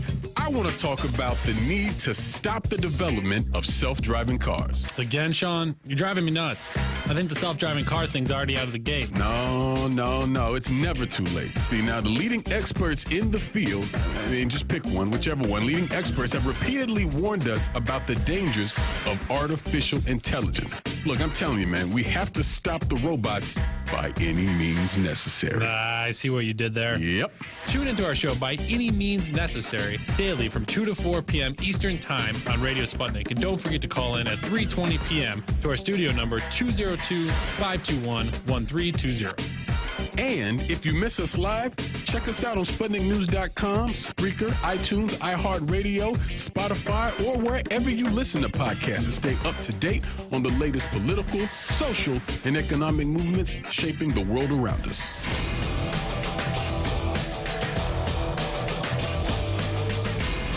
Fault Lines. Welcome back to Fault Lines on Radio Sputnik. My name is Jamarl Thomas. I'm joined with my co-host Shane Stranahan, coming to you live out of our station in Washington, D.C. If you guys live in the area, you can catch us on radio at 105.5 FM and 1390 AM. We're also in Kansas City at 102.9 FM and 104.7 FM. If you're digging what Shane and I are putting down, whatever platform you're consuming this content on, give us a like and share that audio or video.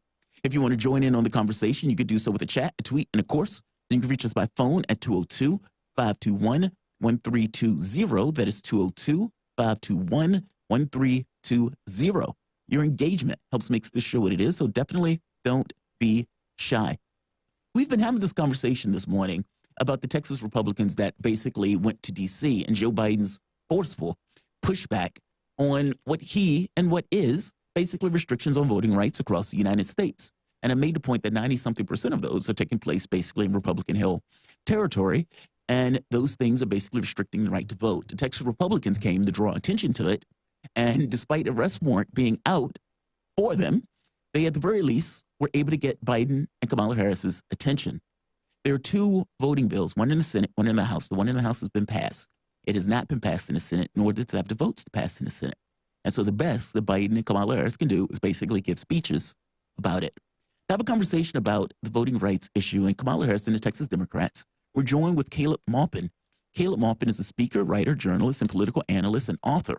His new book, Kamala Harris and the Future of America, an essay in 3 parts, examines the life of Kamala Harris and puts her rise to prominence in the context of changing U.S. political discourse and the geopolitical stage. Caleb, thank you for joining us, man. Welcome to the show. Sure. Glad to be here. Absolutely. Caleb, I want to play a small part of the speech that Biden gave and the speech that, better yet, the speech that Kamala Harris gave. I played the speech that Biden gave a little bit earlier, very forceful from the standpoint of Biden. And Biden basically even made the point that said the Confederates raided the Capitol, or the Federates never even got to the Capitol. His point was a strong defense of voting rights and putting this in terms of our capital or our democracy as at stake with this notion of a big lie of Trump actually winning the election.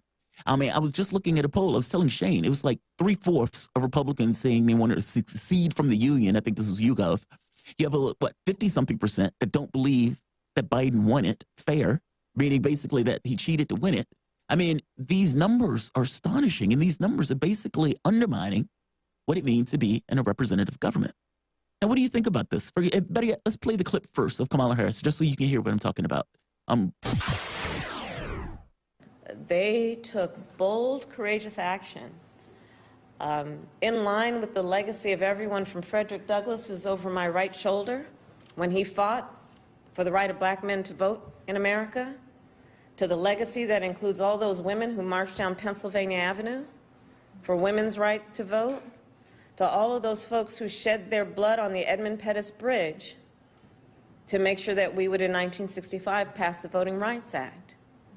And now we have in 2021, the Texas legislature, many of them, traveling to Washington, D.C. at great sacrifice, both personally and political, to stand up for Americans' right to vote unencumbered.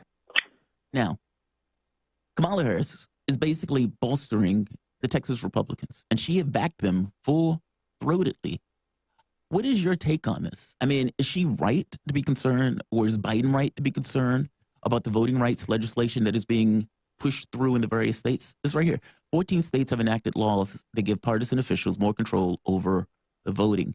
And the Brennan Center, in 17 states, Republican lawmakers have recently enacted laws limiting ballot access, according to the Brennan Center for Justice. Texas could be the 18th.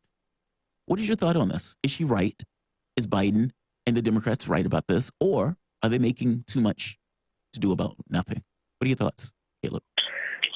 Well, no, I mean, this is an instance where I think they're right. And that, look, the effort to kind of decrease participation in our elections in the United States is really blatant, and it's particularly egregious. Look, every other country in the world, it seems like, has their election on a weekend and a national holiday. So it's already a day that people are not working, but just in case people are working or whatever, they have a national holiday to make sure people participate. We have our national elections on a Tuesday, and it is not a national holiday. And, you know, there's big lines in the morning to vote before work. There's big lines in the evening to vote after work. Another example is that, U.S. territories don't get to vote. Puerto Rico, they have no say in who becomes president. They have no senators, no congressmen.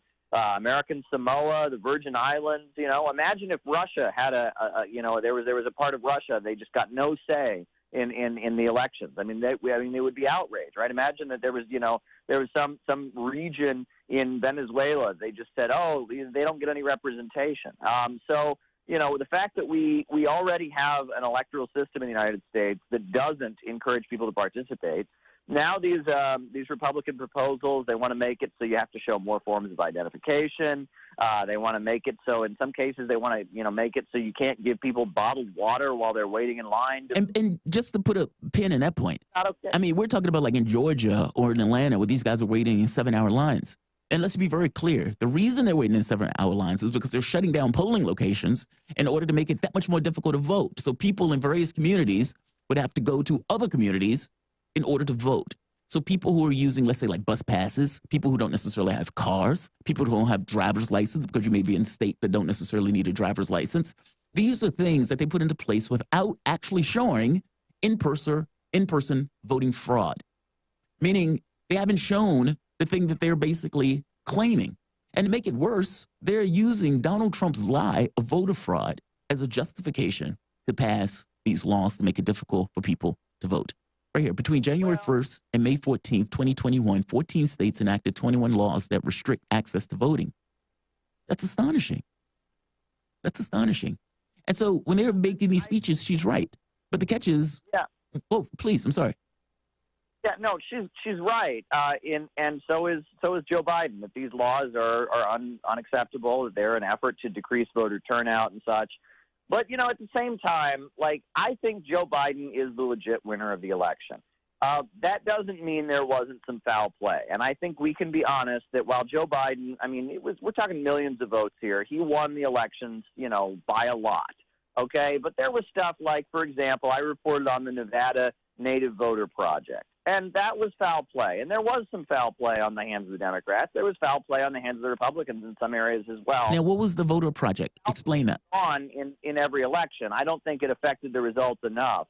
But I find it odd that there is this odd defensiveness. I mean, the election took place in January. The election took place in November. Joe Biden took office in January, and he's still reassuring everyone, I won, I'm the fair winner. That's a little bit suspicious. Well, he's reassuring everybody because Trump is running around screaming that he lost. Oh,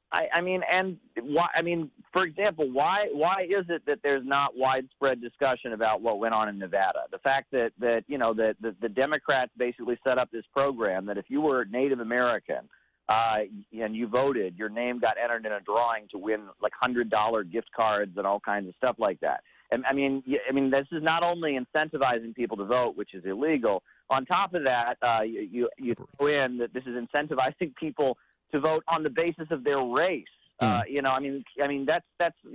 then again, you can't discount all those people's votes. You can't just say, oh, because their name got entered in a raffle, their vote doesn't count. No, these people vote, their votes count, but it was some foul play. So I think we can be honest, there was a little foul play on the part of the Democrats, but it was still a legit election. I think Biden is the legit winner. But let's be real. There is a fight in our ruling class right now. The rich and powerful are fighting with each other.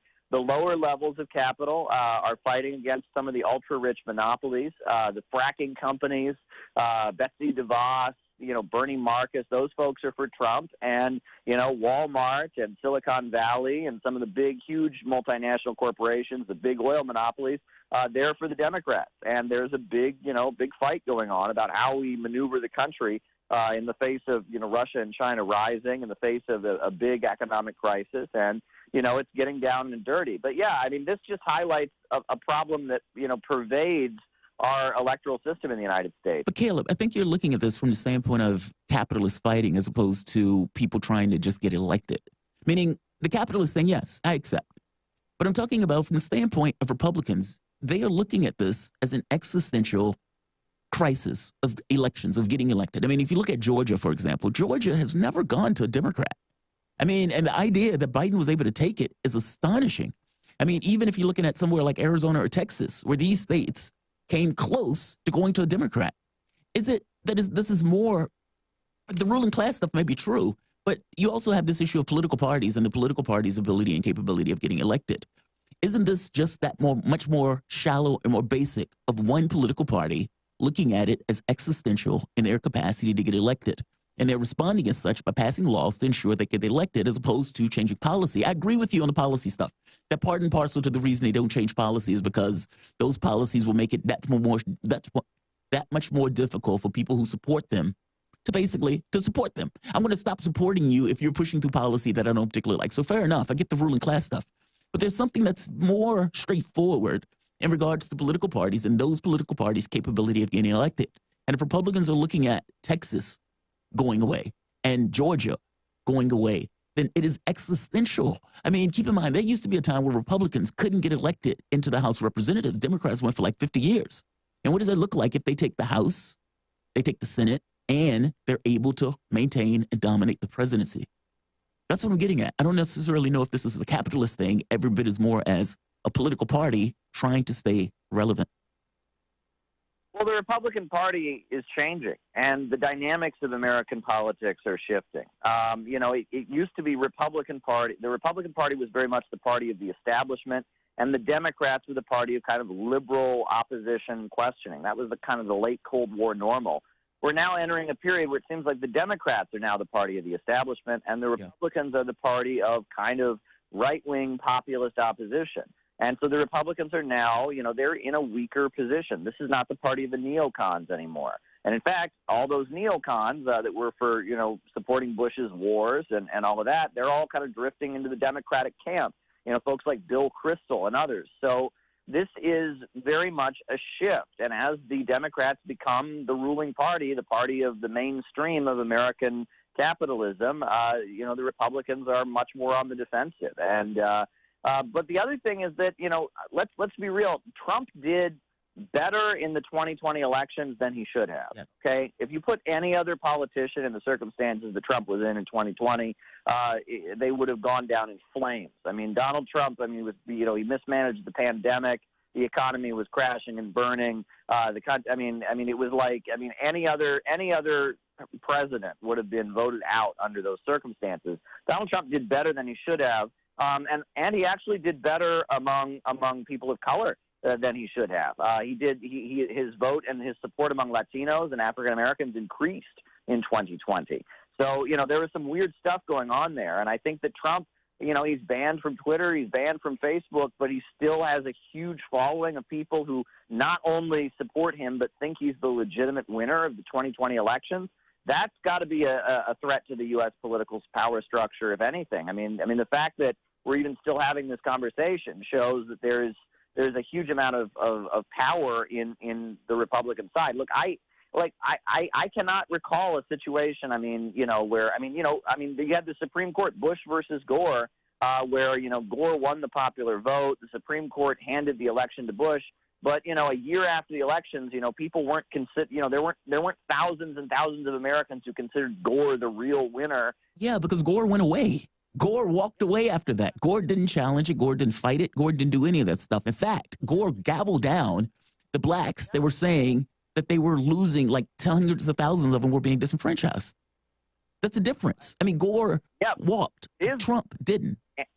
Yes, and that's what I'm saying is that there is a huge amount of power and resistance on the part of the Trump movement that we never saw before in recent years in American politics. And that's something that is very much a major factor here.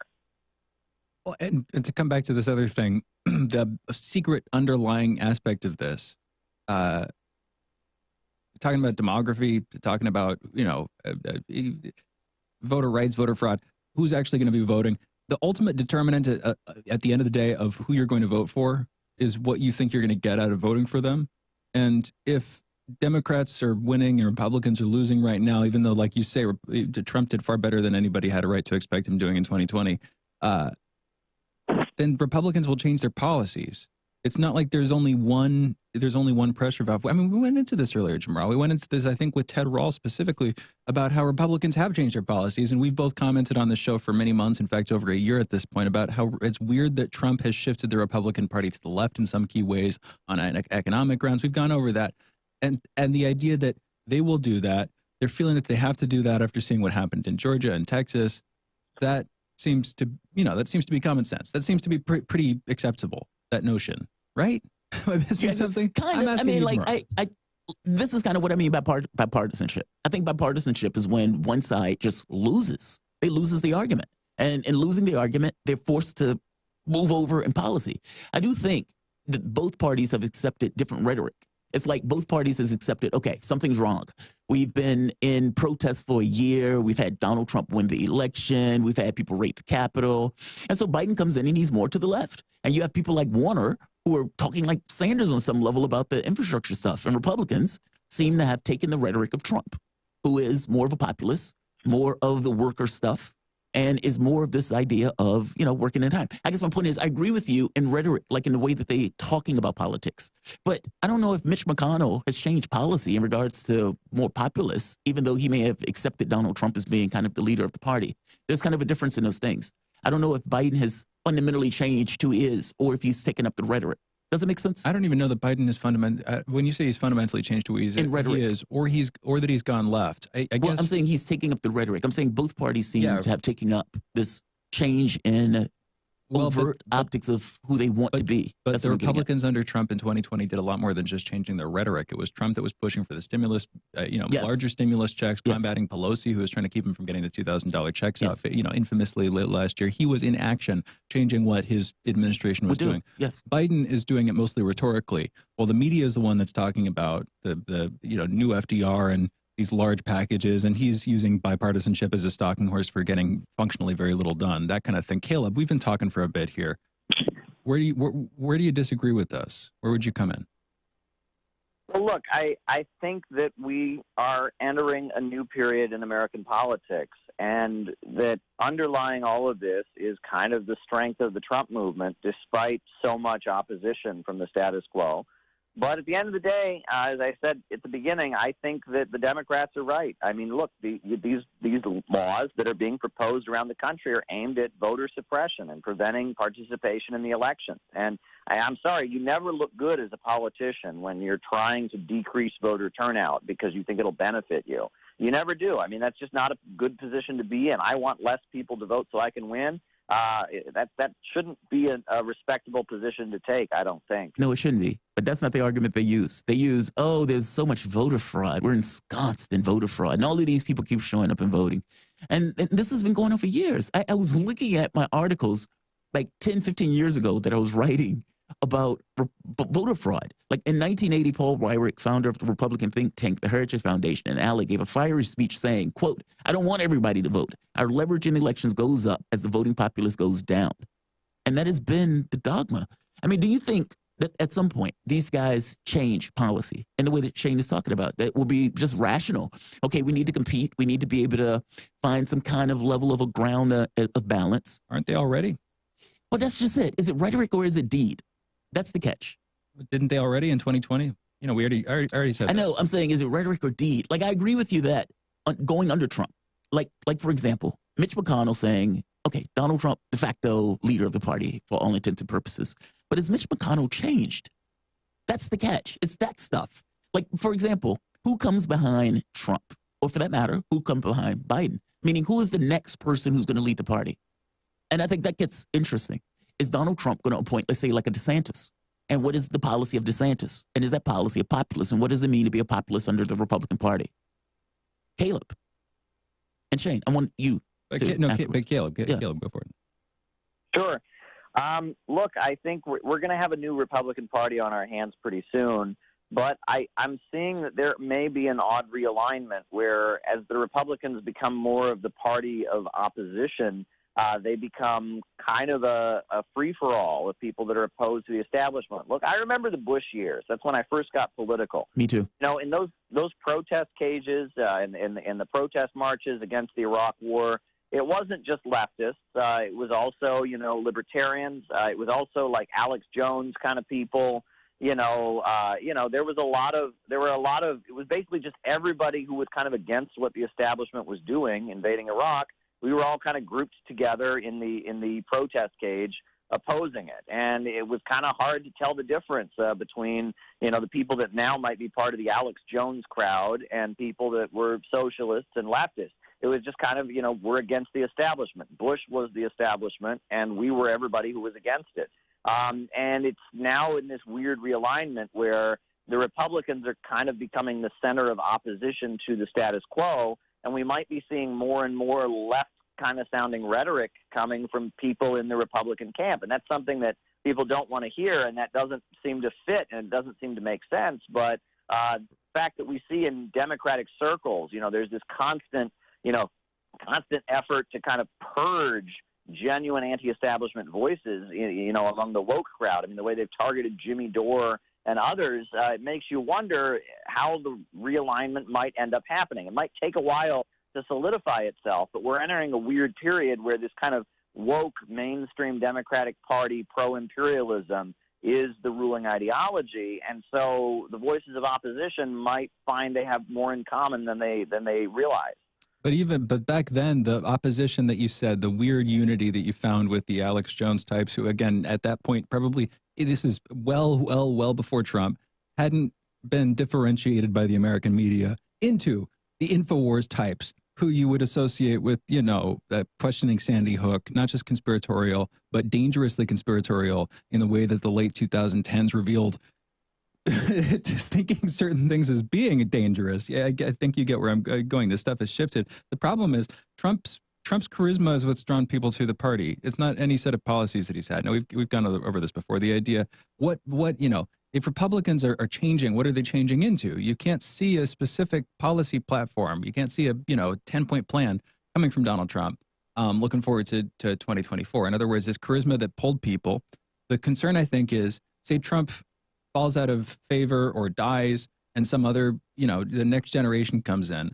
If it's not Ron DeSantis, who's, we know roughly who Ron DeSantis is. If it's somebody else, it could be anybody. As long as they act sufficiently Trumpian, they could be the most neoconservative or the most neoliberal or the most whatever in terms of their policies. They could have a completely establishmentarian policy approach as long as they adopt the tenor, the rhetoric, the kind of volatility and off the cuffedness that Trump brought to the political space. Do you see what I think? Jamarl, Caleb, do you see what I'm saying? Trump's charisma brought people, but if Trump falls out of favor or dies or something and their new Republican leadership takes hold, there's no clue what policies they're going to have. Right. They could just be Trumpian, while being pro-establishment in terms of what they're actually pushing for, and that would be a surrogate. And I think a lot of Trump voters would just go along with that and seamlessly move to the policy, to the air. Yeah, because he wasn't this policy guy. Because all of these, because it's not like the Republicans have changed their policies. If you think about it, like if you're looking at, take Trump out of it for a moment, and I'm talking about the Republicans that are in Congress right now. Liz Cheney voted with Trump like 90-something% of the time, and yet she's on the outs. I'm agreeing with you that it is a cult of personality on some level. It wasn't that Cheney didn't follow along from a policy standpoint. It's that she didn't acquiesce to what Trump wanted in regards to what he was saying. It's that part. That's the part that I'm trying to frame and say that that's what it is. I'm agreeing with you that on some level it's a cult of personality. I guess here's where I would go with it, Caleb, but we've got to close pretty quickly here. But one last thing before I hand it to you. In the same way you brought up, like you said, in opposition to the Iraq War, you had this diffuse group of people with all these different perspectives coming together in opposition to something. That didn't turn into, 15 years later, the new Democratic Party. It didn't turn into a new opposition. It kind of formed and then quickly dissolved once the Iraq War just did it, once we got further and further engaged in the Iraq War, and it just kind of took up its own life or whatever, once the opposition stopped making sense. My point is, I don't know that we're going to see that from the Republicans either. Trump might be a flash in the pan, and in a couple of years, we may be left with neither a recognizable Republican policy agenda that's different from what we see now, nor any leadership. It could just go up in smoke again. What's your take on that, Caleb, before we close? Well, I think the biggest difference between now and the Bush years is that during the Bush years, there seemed to be real unity around what Bush was doing. I mean, most of the Democrats were voting for what Bush was doing. It was, those of us who were opposed to it, we were going up against the entire system, it seemed like.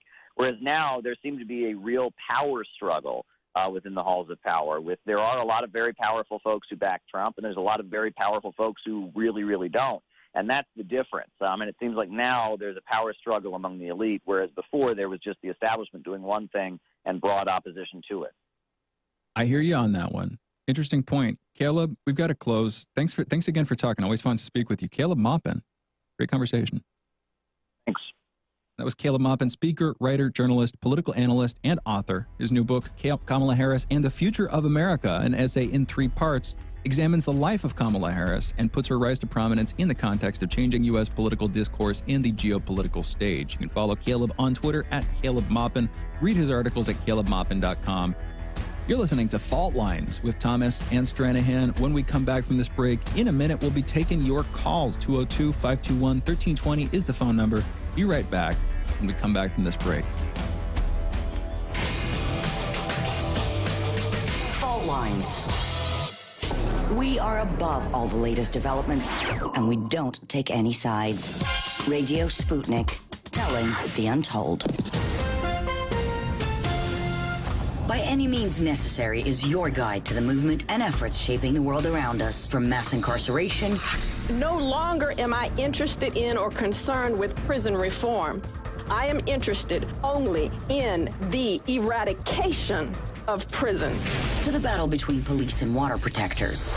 It was a pretty punishing disregard for the sanctity of human life, that unleashing water cannons on peaceful, prayerful water protectors.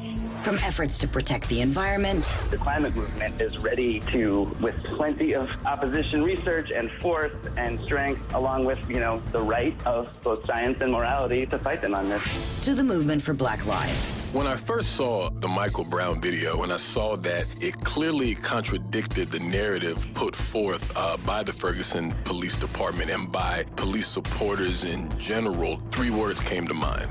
Color me shocked. Stay tuned to By Any Means Necessary, 5 days a week here on Radio Sputnik.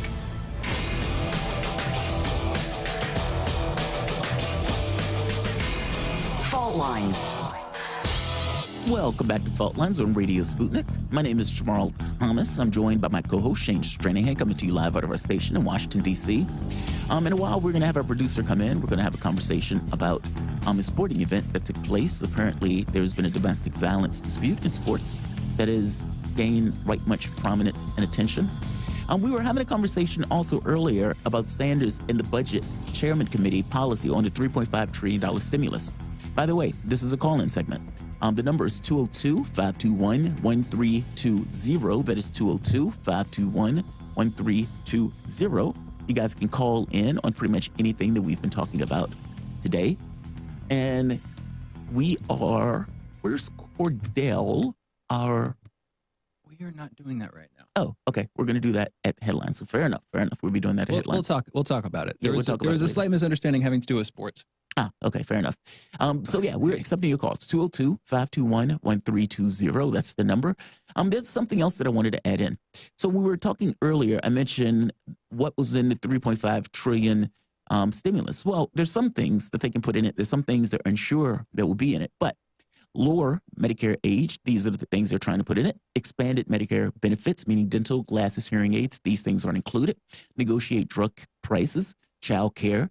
Meaning expanding the bill that Biden put out that would give people child care. Climate, immigration and green cards, the PRO Act, tax hikes on wealthy and large corporations, 2 years of free community college.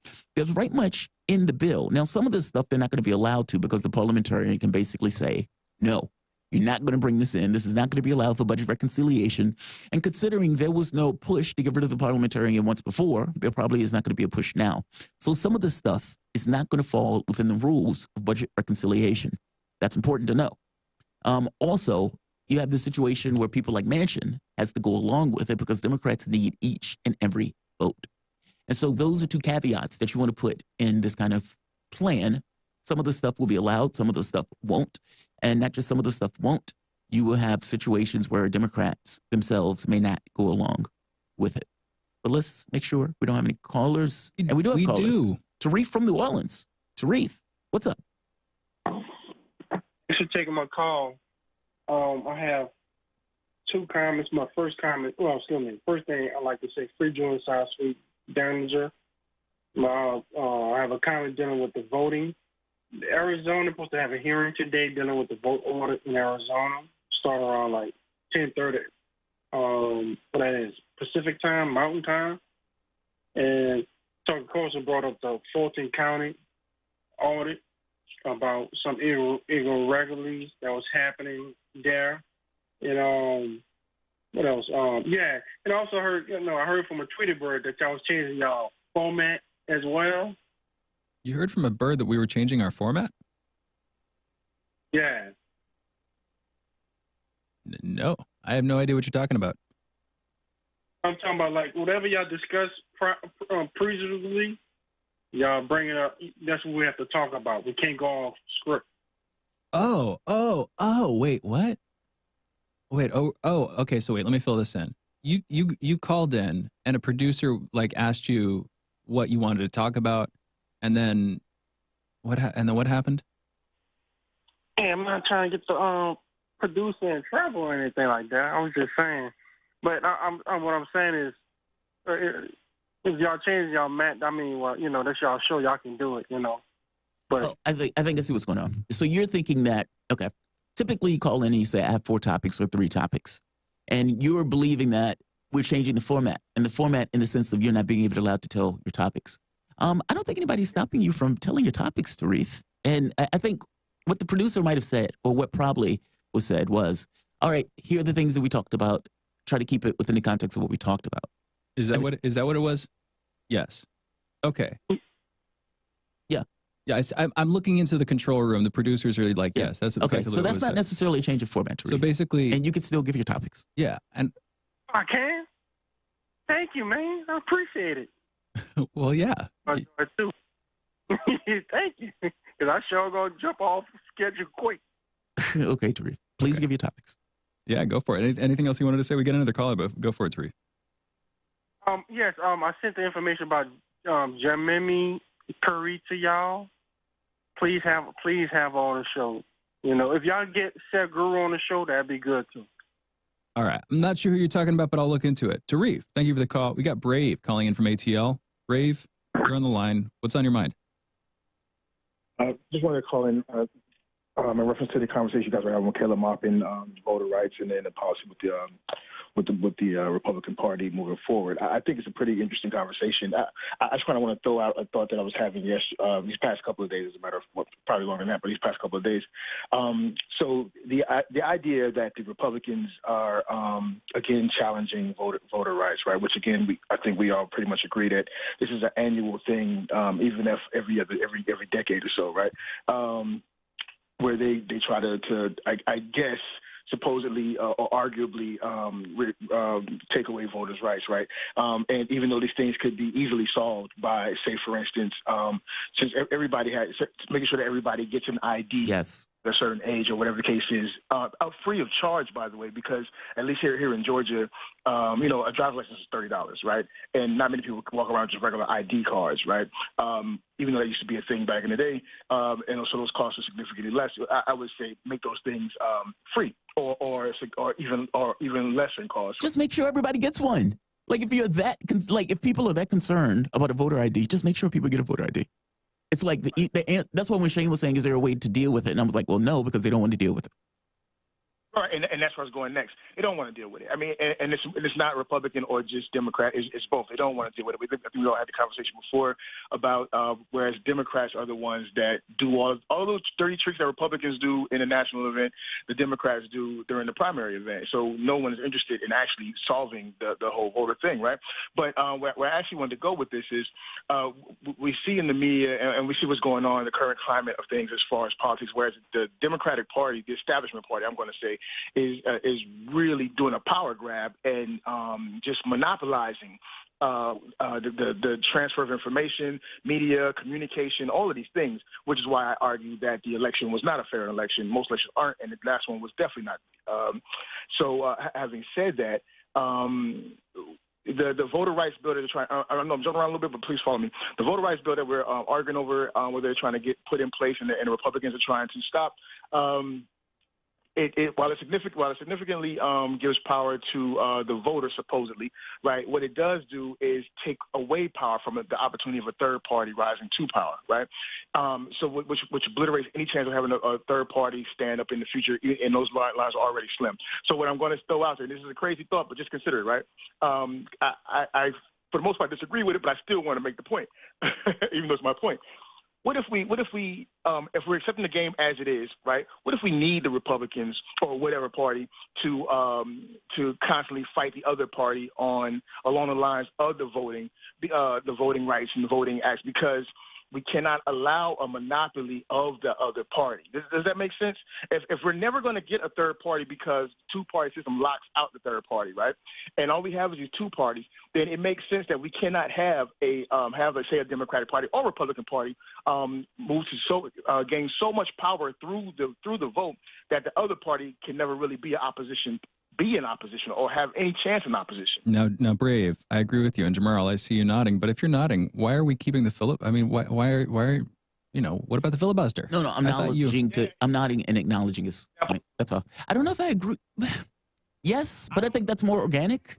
I think it happens when the party moves because they can't compete. That's my thought.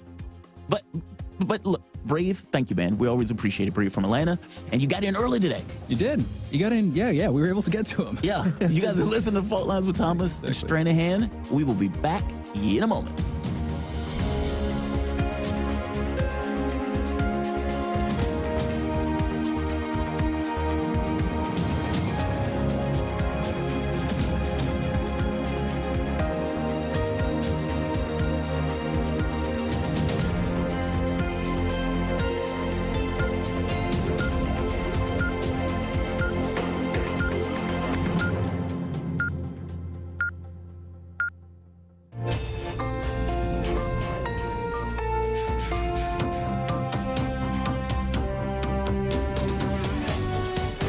Listening to Radio Sputnik. Telling the untold.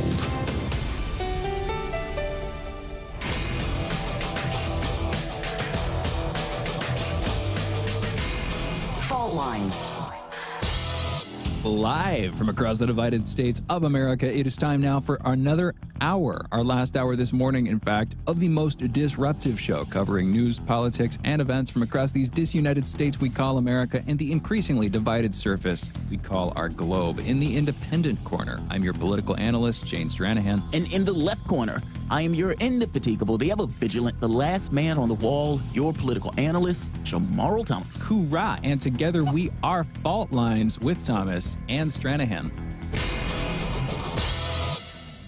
Good morning again. Good morning. Everybody. Hope you're all having a wonderful morning. It is 9:01 a.m. Eastern time this Thursday morning, July 15th. Let's get into the headlines. First up in COVID news, there were about 38,236 new COVID cases reported in the United States yesterday. Also about 393 deaths. That large number of new deaths for a single day and the number of new cases leave us in a pretty dramatically bad situation compared to where we were a couple of weeks ago. Over the past week, there have been an average of about 26,513 cases per day. That's an increase of 111% from the average 2 weeks earlier. 48% of the total American public has been fully vaccinated, and 56% of residents have received at least one dose. As of this morning, the coronavirus has infected about 33,932,150 people across the United States and killed 607,365 people across this country.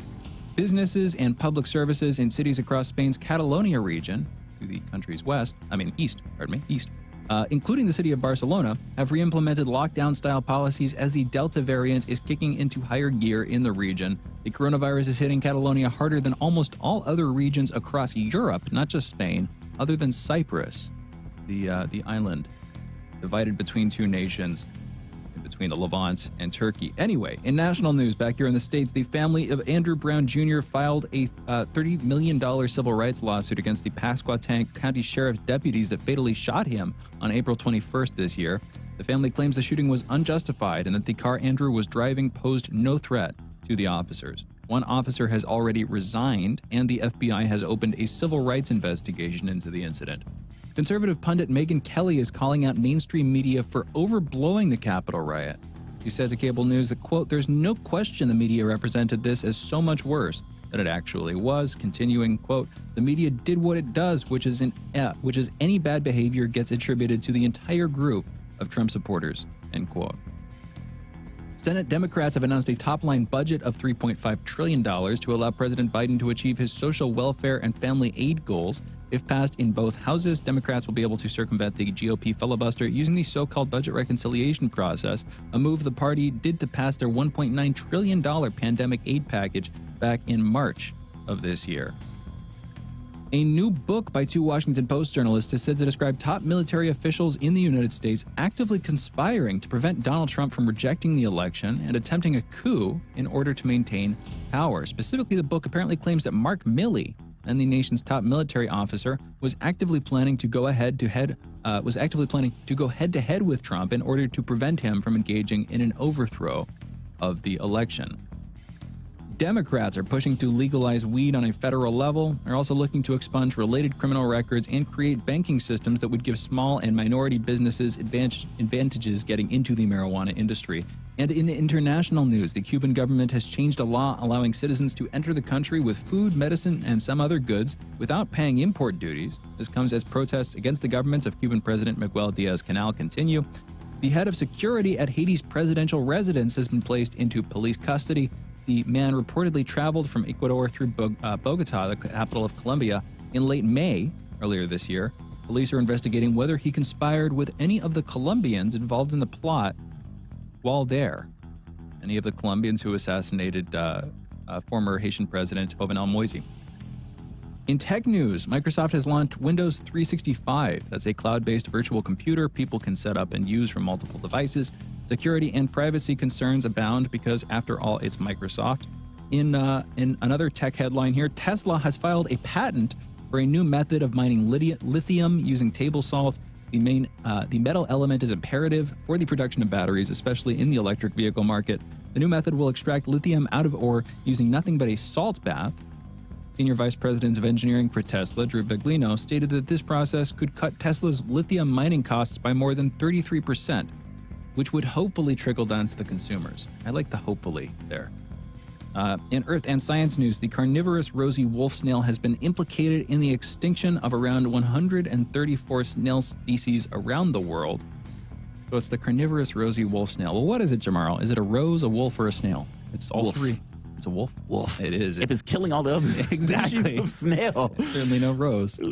But man, that thing's a beast. You just, I looked it up earlier, and I almost want to forget what it looked like, just so I can imagine it looking like a rosy wolf snail, whatever that would look like, whatever you imagine it looking like. Anyway, they're trying to figure out why. Scientists are trying to figure out why it has why this snail has caused the extinction of so many other species of snail. Again, 134 other species of snail extinct due to this one snail. In order to figure out why, how, scientists have resorted to attaching a tiny computer to some of the creatures. The computer is the size of an aphid.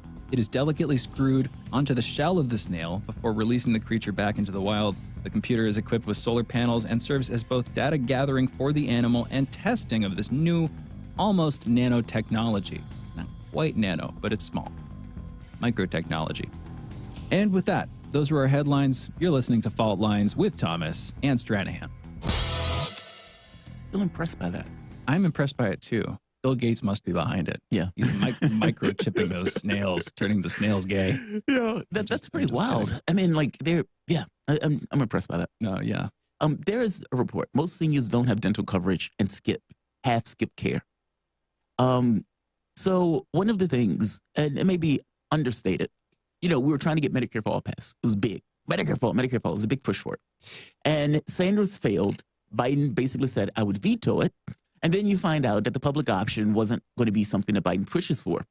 Sanders, in this proposal, is trying to get the age for Medicare lowered. So basically that more people can get access to it, even though he can't expand it out.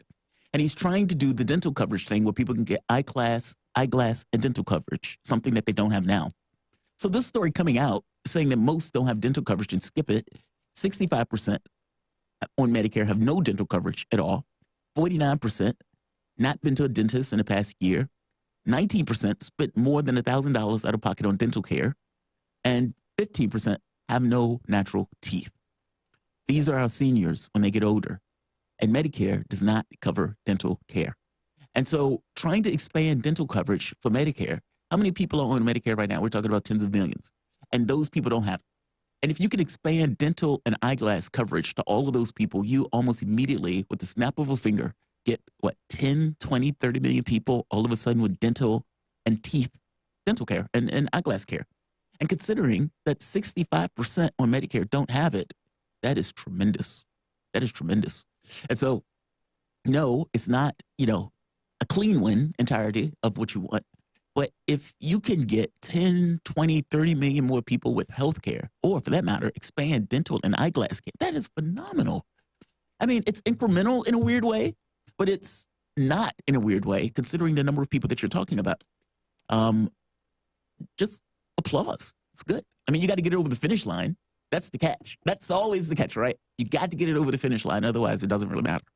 I've got a better idea. Go for it. Instead of giving all these old people medical care and dental care and stuff, it's the space stuff. Why don't we come up with an idea that I'll call late life tooth fairy? Yes. Which is every time an old person loses a tooth, you give them like $20.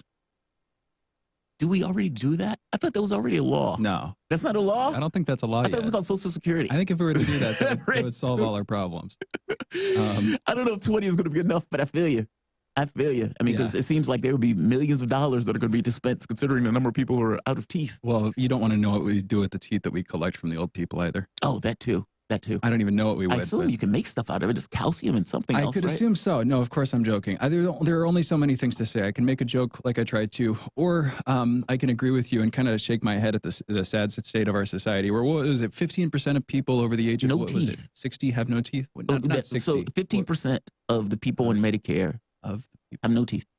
So they don't need the dental coverage, basically. Yeah. That's, I mean, I guess I look at it as you have somebody who works in your society to live, and whatever they do, whatever they produce, whatever service they provide, they're doing that on some level for us also. It's not just one way, right? It's not like, okay, I'm doing this entirely to get a wage. No, they're doing this to get a wage, and they're providing some kind of service for somebody else. And over the course of their life, they provide a service for somebody else, and then they get older, and the society says, thanks. See you later, suckers.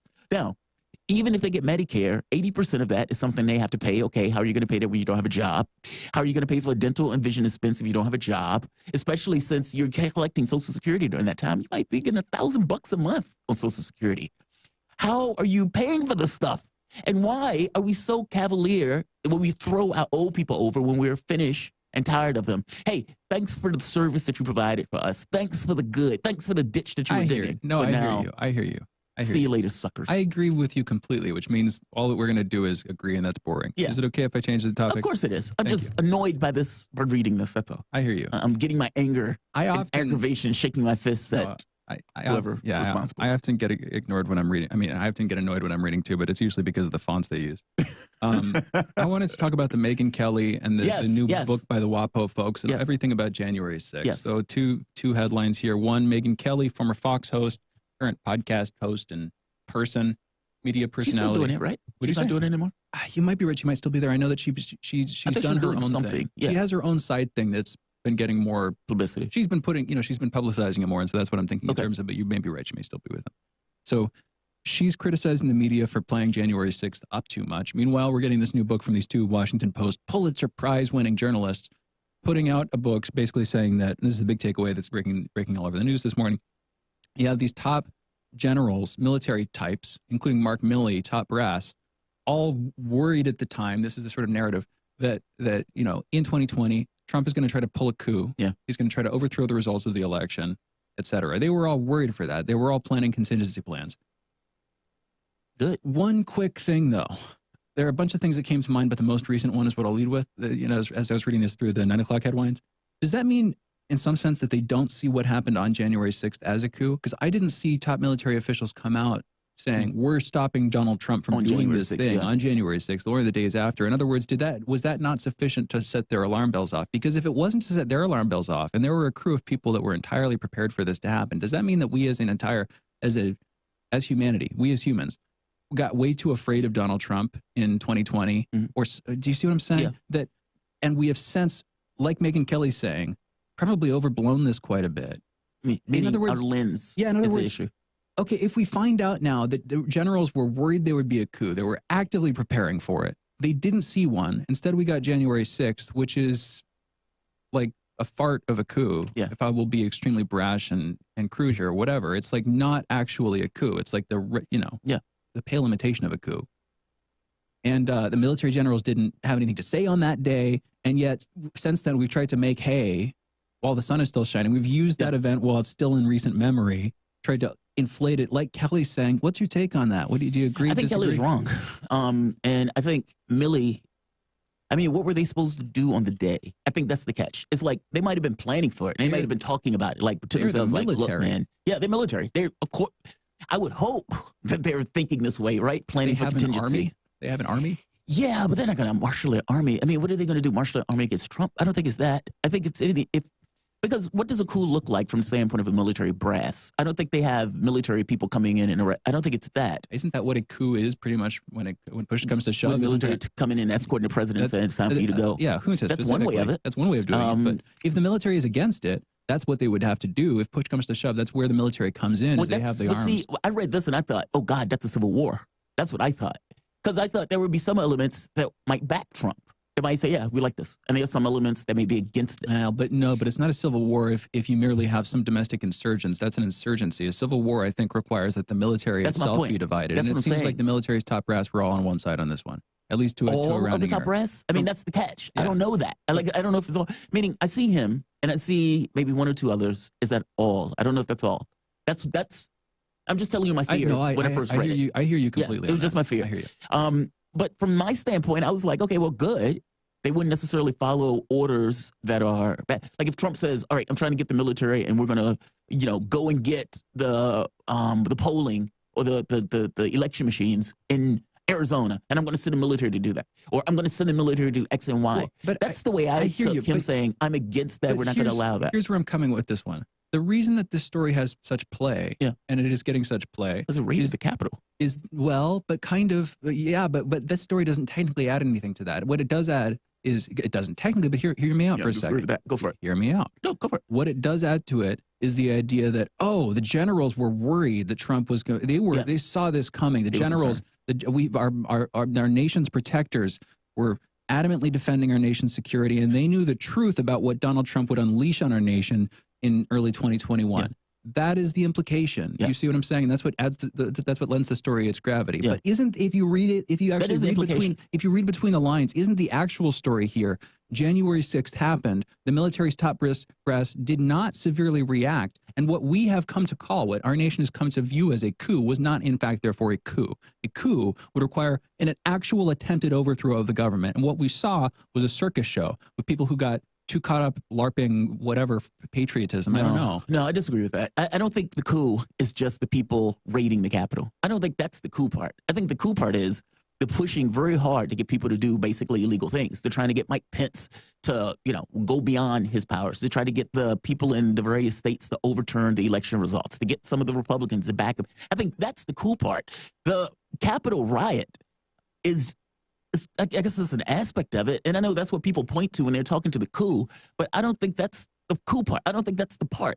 The coup, the people raiding the Capitol, if you take the Capitol, does that overturn the government of the United States? And the answer, of course, is no. So I don't think that in and of itself is a coup part. I do think these guys were worried that Trump would pull something as president about it. I don't think it's wrong that they worried. I think I would be worried if I was in government thinking, especially with all the talk. These are just human beings. And so all of this talk about, oh God, what is Trump going to do? What is Trump going to do? And if you are, let's say, a general, and you're thinking to yourself, you might be talking to people who are your friends with, like, look, what is, if push comes to shove, having those conversations. I expect that on some level to have those conversations. So I think that's good. Do I think all of them would have those? No. But I think some of them will be under the auspices of saying, yes, we're going to follow the president's orders regardless because it's the president. Yes. Which is why I came to the conclusion of, okay, if this guy is breaking away, what are the other generals in line? What are the people, his subordinates thinking? This freaked me out. Even though it was like, okay, well, good, they're not just going to follow his orders. No, I think it's a big deal. I think raiding the Capitol is a big, big deal. I don't think that's minor. You have basically the symbol of the American Republic. And you have people who are there, in some sense, just playing around, where it's like, oh, the Capitol's open, let's just go. Let's have some fun. You have that element. And you have some who are more organized, who, yeah, I do think Pence was under threat. I do think those Congress members were under threat. I think that is dramatically problematic, that you're basically attacking these people for the reasoning that Trump supposedly won in the landslide. The rationale also matters. Like, if they were attacking because 600,000 people died, and they didn't get health care, and they needed this and they needed that, I think both of us will have a different assessment in regards to, okay, maybe that's problematic, but I get it. I understand it. The reason matters. I think it matters. No, I don't think that in and of itself was a push. I think it was the totality of it. I think it was what Trump was doing. I think what Trump was doing was a very big deal. But yes, I agree with you that this adds that. Meaning, even if they were worried about it, the report still adds that level of even the generals were worried. So, what's a little bit weird to me. I'm not even. I could argue in different ways, but it would be splitting hairs because we've talked about this one so many times. We've had this fight. But what's a little bit weird, especially after Biden's recent speech, on voter fraud, voter suppression, the Republican states pushing for this stuff. I saw somebody on Twitter, and I forget who it was. It might have been Glenn Greenwald retweeting it or something like that. But I saw somebody talking about it, and it was the fact that Biden is still having to defend it. Yeah. In July of 2021. Caleb mentioned it. Was it Caleb? Yeah, he said the fact that Biden is still talking about he won the election now, despite the fact he won it in November. It's weird. And okay, so even if you say the most rational defense to that is Trump's doing such a good job talking about it. Trump's talking about it constantly, therefore Biden has to respond. And 30% of 30 or 50% of Republicans think. But you don't actually. If you don't actually, Biden doesn't actually have to respond, and it wouldn't necessarily even be a bad move for him to not just ignore it, not respond. And I'm not. Yeah. Is either ignore it or less than ignore it, dismiss it, and don't take the time out of your speech because it makes it look like because you're dignifying it. Exactly. Yeah. That's the thing. You're dignifying it with a response, and you want to. If there's not a there, then you want to dismiss it as best as possible. Show why you're dismissing it. Do Obama that effectively. And the birth certificate. Great example. Obama and the birth certificate. If you remember, Obama ignored it. Obama didn't bring up the birth certificate at all. I mean, this went off like a year where he just didn't say anything. He ignored it. He didn't give it air. But the catch is, at the point where you have like a significant percentage of your population that believes it. But it's sufficient. A lot of people believe that the thing with Obama and the birth certificate too. And he answered that though. If you remember, Obama, after like a year or so, he says, look, I didn't think I would have to say anything about it. And it was this indignity of the black president having to explain how he is actually an American. Yeah. He is actually an American, yes. But he had to do it. He didn't do it because he wanted to. He's not an African. And he ignored it for God knows how long. It's just, I mean, I agree with you. It's just, at what point do you say, okay, I have to address this? Yeah. And where's that point? Yeah. And Biden thought it was here. Yeah. Is he right? And that part, I don't know. I mean, because I do think there's a threat here. I'm not kumbaya around this. I think this is somewhat of a big deal.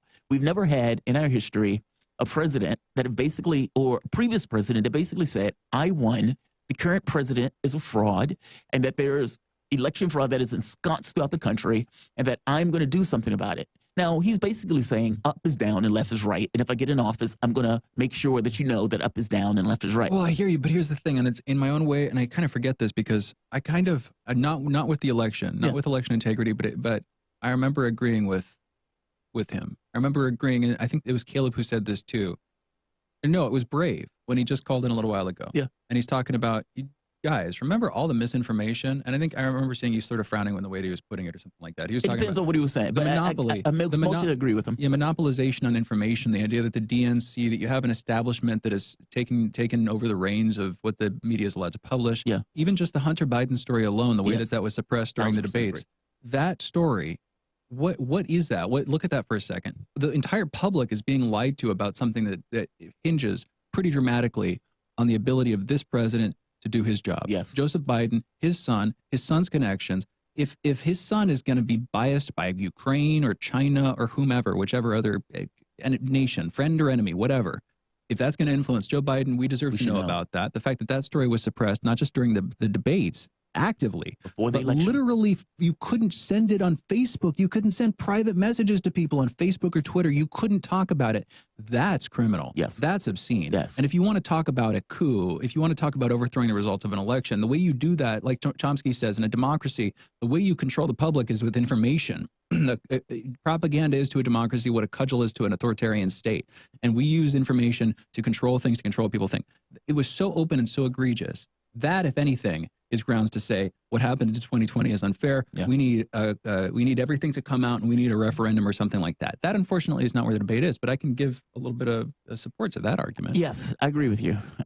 If you remember, just before the election, somebody made the choice of saying, "Hey, we can't publish the Hunter Biden material from the laptop," despite the fact that the Hunter Biden material from the laptop seemed to be accurate. Yeah. Within the context of that material is a letter that implicates Biden with working with Hunter in regards to the Ukraine stuff. Meaning, the stuff that's in that laptop, if it's true, it is damning, and it's something that the public should know. And a choice was made just before the election to prevent the public from knowing that, despite the fact that it ended up being true. Now, who made that choice? Because that's a political choice that has it basically enraptured media, where they're that's what I mean. Like, the collusion between media and the political space is there. And yet they would act like independent media. It's like, no. We are in this country, we don't have a U.S. media. And yet, on some level, they do. Even if it's not necessarily acknowledged as such, there's a collaboration between government and media. I mean, I don't know if it's because various people in government have their media sources, in which case they would say, hey, publish this or need you to print this. I don't know if they have their CIA sources, like or intelligence sources where, hey, you're my source, I'm going to give you things that leak, etc. Or if they just have their own political affiliations, and so they just kind of line up around like a school of fish, where one fish doesn't have to tell the other fish, they just get it because all of them kind of agree with the same ideology, that's framing of the world. The word collusion gets a little bit weird, and I agree. I believe that there's plenty of collusion that happens between the media and the political space. Yes. But the deeper, I think a more universal criticism is just that the media, the journalists in our country don't do their jobs. Whether there is active collusion, whether it's like the editorial staff having a phone call, the chief, editor-in-chief having a phone call with whatever aide at the DNC, getting tips and also getting requests, that kind of thing. That happens sometimes, sure, and that's bad. But if the journalistic class, like you're saying, if they're bought into their bubble and they're deciding and they're like subtly passing over the opportunities to criticize their own side in favor of criticizing the other side, then you functionally don't have journalism. You just have whatever well-developed PR platforms for one or another political parties. That every so often hits on truth. Yeah, and every so often. Yeah. It depends on what. Wait, hang on a second. Oh, go for it. Here's the weird thing right now. I think we should, if the timing's a little bit weird, but we've got enough time for it. We're going to be bringing Michael Goodwin on at 9:30. He'll be with us until basically the end of the show. Right. There is enough time for literally probably one call. Go for it. In the next 5 minutes. So I want to, if anybody wants to call in, you have a couple minutes right now. Sandy, that was earlier, Sandy. I'm sorry we didn't get to you at 8:45. We got a couple minutes right now. If anybody wants to call in to join the conversation, we've been talking about Trump, January 6th, what's been happening. Interesting conversation that we're coming back to here. Yeah. 202-521-1320 is the phone number. It is problematic for somebody to get rid of news. I think what happened was back in 2008, I believe. No, 2016, when Hillary Clinton was running, the Clinton emails came out. Now, the Clinton emails, you have a lot of Democrats. You may have a lot of people who are in the established class, elites of the world that are in the papers and everything else. And they might have said, hey, the Clinton emails were true, and they were pretty damning. However, should they have been enough for her to lose? And somebody might say, well, look, the Biden stuff might be true, but is it enough for him to lose? And I think that's where the catch came in. I think they said, well, there shouldn't be enough for him to lose, so we're just going to get rid of this. But that's not their choice. That's not their choice to make. That's not their choice, No, but it's a choice that they basically made. Yeah. That's a choice that they made. Let's go to the caller. We have Anthony calling in from Detroit. Anthony, you're on. Motor City. What's going on, man? Hey, what's going on, guys? Good morning. I can't really deal with what's going on with Bernie Sanders right now because, Bernie Sanders in 2016 and 2020 had two options to either integrate or assimilate us into the burning house of the Democratic Party or build bottom up rather than hyper focusing from the top up perspective, which has, the most fruitful thing we've gotten is the lesser of two evils, conundrum or whatever, stuck position. That's the best we've gotten out of it. But he chose to assimilate us into it, which is a conscious decision that didn't need to be made. And there were better options, yet we're still, praising him for these piecemeal little things that are really just, run-of-the-mill kind of what we've been getting this whole time. It's not the ground-up building of alternative power structures and real organization of the voice of the people. People into a coherent political, force, and with its own coherent political strategy that is, antithetical to the flaccid strategy of the lesser of two evils that will. Anthony, I like what you're saying, but I want to push back on it. And at first, I completely agreed. And I'm being quick here because I know that Jamarl is going to have a response, and we get another caller that I want to see if we can get to. But I don't even know if we're going to have time here. No response. You're good, Jamarl? Yep. Okay, Anthony, I want to hear from you too. I'm going to push back and pass it back to you real quick here.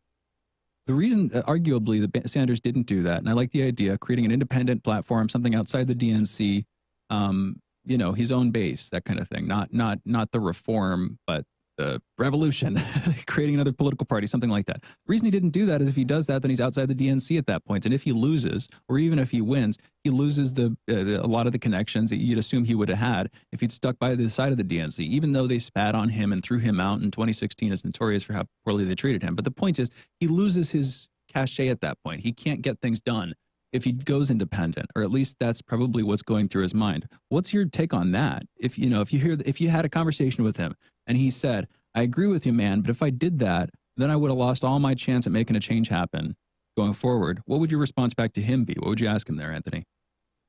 Power to the people and all power to the people. The DNC is not the people of the United States of America, nor does it represent the people of the United States of America, nor does it, accurately hold a majority of the population, in all honesty. No, but they have a monopoly on the power. And so from his perspective, if he can't do it on his own and just take his word on it, he's like, I'm an old dude, I just can't do it, man. I'm trying. The best chance I have in my later years, I want to make a difference. I want to move that DNC left as I possibly can. If that's his come from, how do you respond to that, Anthony? What you have to fundamentally understand, this is the point of the argument. This is why it is so frustrating to see we're running in circles. It's a simple point. You cannot change, power concedes nothing without a demand. You cannot change the DNC. You cannot change these these white supremacist power structures. They are built to oppress and suppress the voice of the people. And so trying to integrate yourself into it and change it will inherently lead you to defeat and lead us to 40 years down the line still be asking for Medicare for all rather than actually, revolutionizing the workplace and really taking the power, back into the hands of the people. And but if Sanders can't do that by himself. 40 years down. But if he can't do that by himself, and he's failed for the last 20-something years to get that done. And within this bill, they're talking about lowering the meaning, I get that it's not a clean win, meaning it's not perfect. He didn't win the presidency, nor do I believe that if he would have started a third party, he would have been able to win. In fact, what probably would have happened would have been the split of the vote. Meaning in 2016, I don't agree that him starting a third party would have done anything. And this is stuff that has happened before in history that have come to nothing. I guess that's kind of the point that I'm getting at. He is right now. Can I respond to this? Well, real quick, right now, despite the failure of the past two times, he has set the context to which we are having this conversation. He even set the context to the various people who are getting in office, the Bookers of the Charles, I can't think of the name, the Warnocks of the world, or the AOCs of the world, who people attack right now. But Sanders was the mastermind behind this $4.1 trillion stimulus. And this is everything from lowering the Medicare age, adding eyeglasses and everything else. I guess my thing is, under your model of things, does the Medicare age get lowered to the point where, or for that matter, the expansion into dental and into vision? I mean, this is something that's going to affect like 10, 20 million people. He lost, but he continued to fight. There's no credit for that at all. 40 million people getting help, getting eyeglasses and getting dental care. Can I say something to that? Please. Yeah, no, it's just ridiculous because why is Medicare for all going to solve the problems of the poor people of America? No. So I mean, getting Medicare for all and to the point about third parties, that's false. Literally, the transformation of parties has occurred throughout the history of America. We've had parties come in and come out over the construction. The duopoly has been constructed intentionally over the past couple of like half a century or so. And so the idea that third parties are entirely viable, not that I'm even saying it has to be explicitly a third party, just simply, the point is to not actually focus on the presidential, but rather the local level, organize real power and, get it there outside of the hands of the DNC, outside of the grasp and control. But a minute ago, you were talking about Sanders, who again, we're talking in the context of a presidential race. You were talking about creating him being a leader. That would be as a national leader. He wouldn't just be running in Vermont, trying to change things locally in Vermont. He would be creating a national movement, which like we've been talking about, and I think we all know, third parties have a hard time in the States. So if it's not a third party, if it's just him trying to inspire a national movement of local leadership and that kind of grassroots stuff, that sounds cool. But there's also a lot of people pushing for exactly that, and there have been for a long time. And it seems like And someone with the but if you're taking the stage, if you're taking that national stage and getting everybody's attention at the presidential level, if your conversation is going to only be okay, but the only way if you're explicitly telling people, one, that you can only get it by integrating into the Democratic Party, and two, that as you integrate, you have to actually drop most of your demands and focus on what Medicare for all and things that are palatable to essentially trying to appeal to the racist population of America in some way by dropping things like reparations that, people want. If there's wait, Anthony, here's the thing. We're over time, and this has become a larger conversation. That's bringing in kind of it becomes a grab bag. There's a lot of stuff we could talk about here, but we're over time. Brave, I'm sorry we didn't get to you, but you had a chance earlier. We spoke earlier. Thank you for the call earlier. Anthony, thank you for the call just now. We've got to go into a break so we can come back in a minute with Michael Goodwin, our next guest, writer over at the New York Post, talking about Andrew Cuomo's fate in the state of New York, whether he'll get a fourth term or whether he'll get impeached or something. As again, Cuomo, crisis after crisis earlier this year. We'll see how he's faring with those crises when we come back. You're listening to Fault Lines with Thomas and Stranahan. Be right back on the other side of the short break.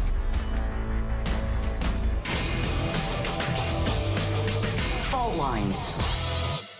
24 hours a day, 7 days a week. We give you the most essential information out there. Radio Sputnik, telling the untold. When the going gets tough, the powerful want propaganda. But we won't let them cancel the facts. Whether you're woke or drowsy, we know that you can handle the truth, and we're giving it to you every morning. Fault Lines with Thomas and Stranahan every Monday through Friday from 7 to 10 a.m. Eastern. Your first stop for sanity in a world gone mad.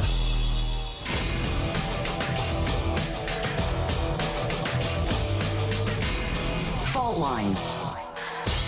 Welcome back to Fault Lines on Radio Sputnik. My name is Jamarl Thomas. I'm joined with my co-host Shane Stranahan, coming to you live out of our station in Washington, D.C. If you guys live in the area, you can catch us on radio at 105.5 FM and 1390 AM. We're also in Kansas City at 102.9 FM and 104.7 FM. If you guys are digging what Shane and I are putting down, whatever platform you're consuming this content on, give us a like and share that audio or video. If you want to join in on the conversation, you can send us a chat, a tweet, and of course, you can reach us by phone at 202-521-1320. That is 202-521-1320. Your engagement helps make the show what it is, so definitely don't be shy. We are going to get into a conversation about items that are taking place in New York. We've just had the New York Democratic mayoral primary. It was a bit of a S or crap show, let's call it that. However, Eric Adams, cop, 20 years, Eric Adams has won this contest and will be going up in a primary or in a contest that he probably wins. That means Eric Adams is going to be the new mayor of New York, most likely, short of something shocking taking place. Biden has apparently set to meet Eric Adams to talk about the increase in violent crime in New York. Now, this is interesting because it gets to this issue of Cuomo, where Cuomo said that there was a crime epidemic, and he started resuming his conferences where he can basically give his explanations of what he plans to do. Has Cuomo found a way of triangulation in the way that Bill Clinton said?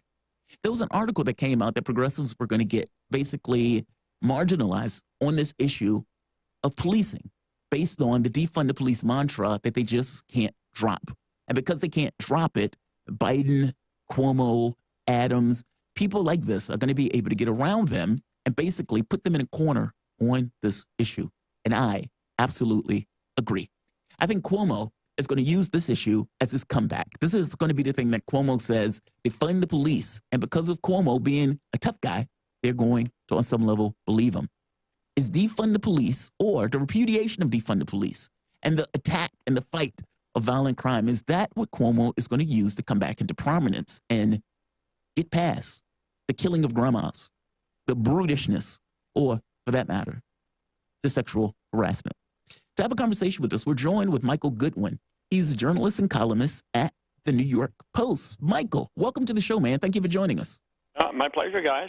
So, is Cuomo going to use this as his way back? Is Cuomo going to get a fourth term?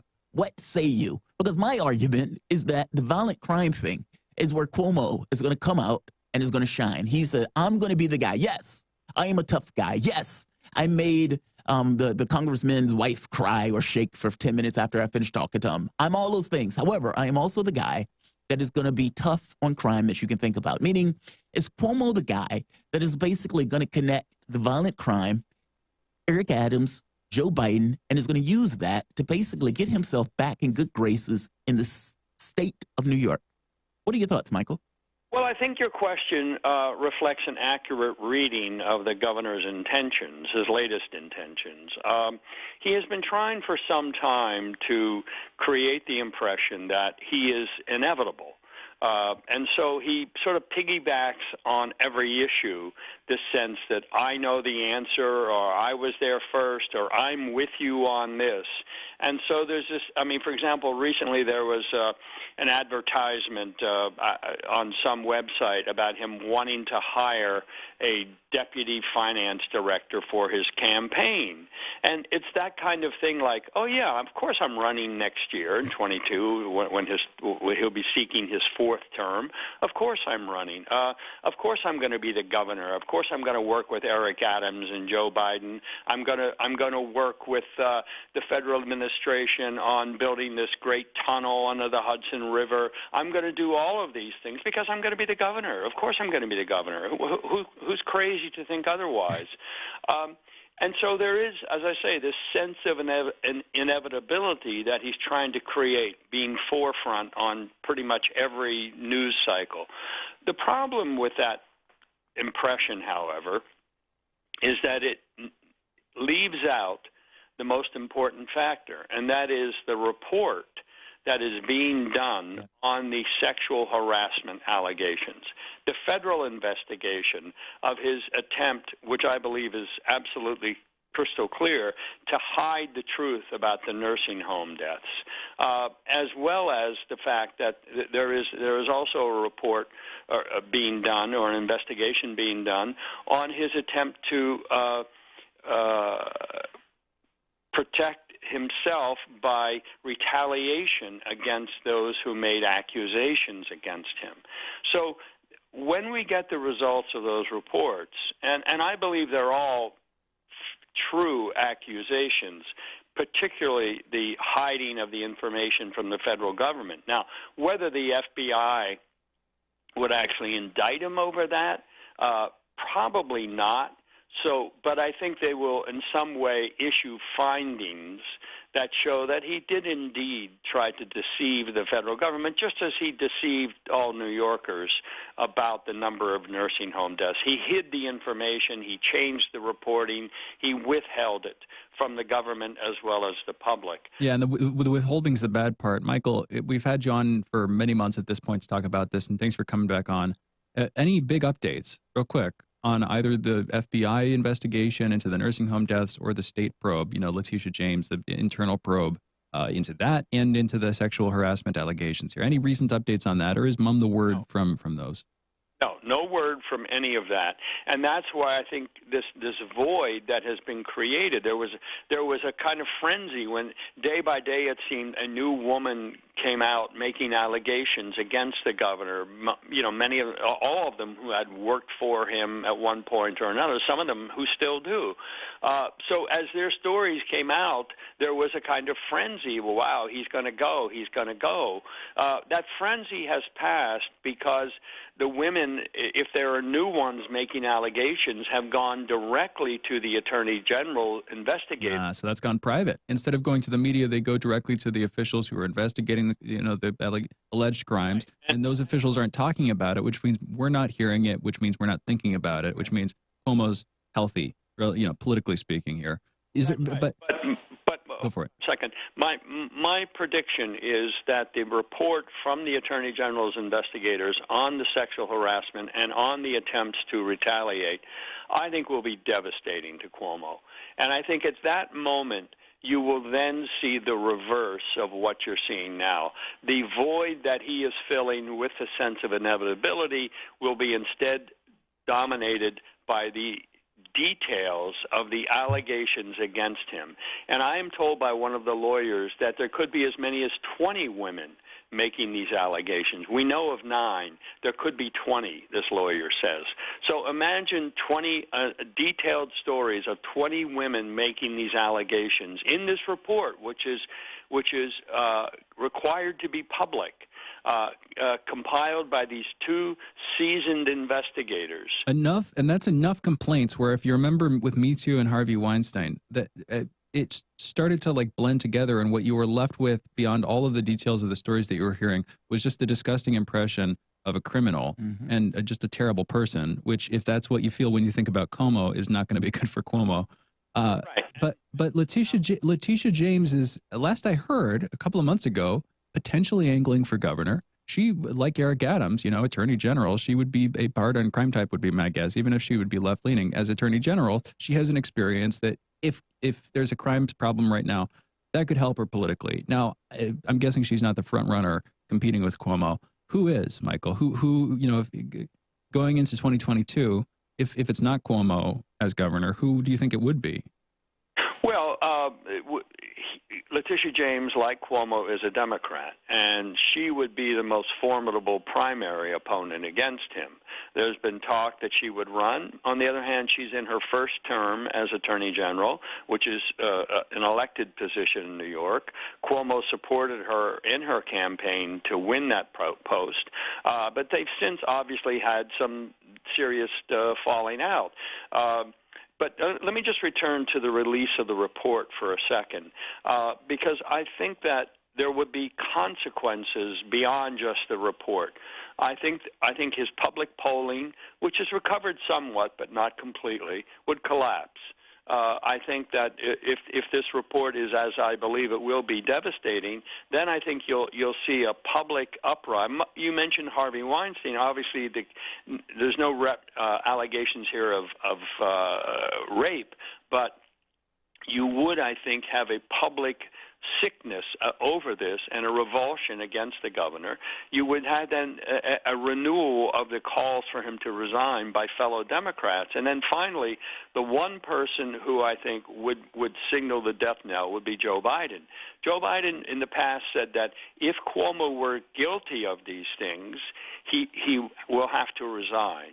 And so I think if the President of the United States, of your own party, calls on you to resign on the basis of known allegations which have been substantiated by respected investigators, then I think there's no way for the governor to keep with this impression of inevitability and that it's all in the past. I think we would then be facing a very different situation.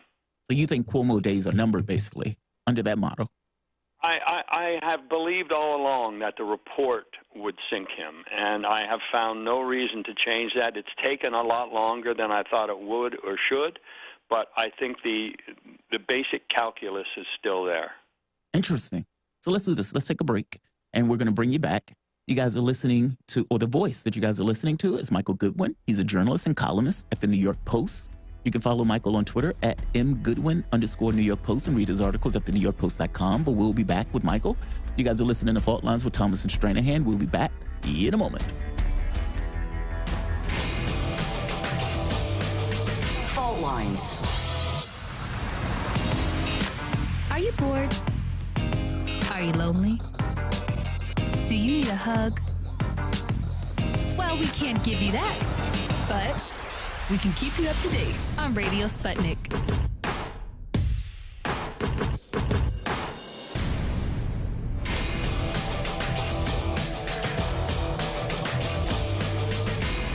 Fault Lines. Welcome back to Fault Lines on Radio Sputnik. My name is Jamarl Thomas. I'm joined with my co-host Shane Stranahan, coming to you live out of our station in Washington, D.C. We're joined with Michael Goodwin. He's a journalist and columnist at the New York Post. Michael, you, once before when we were on here, you brought up that you were into the UFO UAP topic. And so there was a question on that I wanted to ask.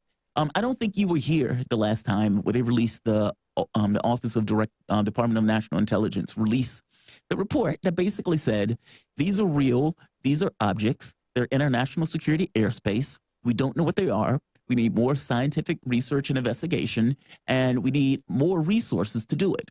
The report also took aim at this giggle factor thing basically making the point of saying, look, this stuff is real, and part of the thing that is inhibiting our ability to get information and research or evidence or more information about this has to do with people not reporting it.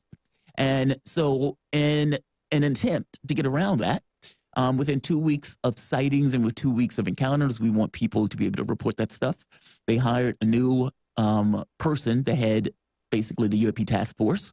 They formalized the UAP task force to make it basically something where all of the intelligence systems are going to be dropping in information to it. And they, I mean, for all intents and purposes, the federal government, with every alphabet soup lining up saying, yes, we back this report. And mind you, the report was like 7 or 8 pages with 90 pages being classified. You've had Marco Rubio come out and make the argument of saying, look, now that this report is out, our brave men and women in uniform have been reporting stuff over the course of decades, and they've been maligned. But now this report showed that what they were saying was correct.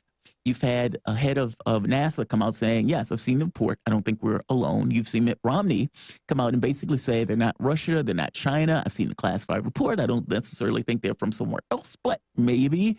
And there are plenty of star systems, et cetera, et cetera. And he goes into making this argument. Basically, my point is, many of the people who've been looking behind the scenes at this stuff have basically said they don't think it's us.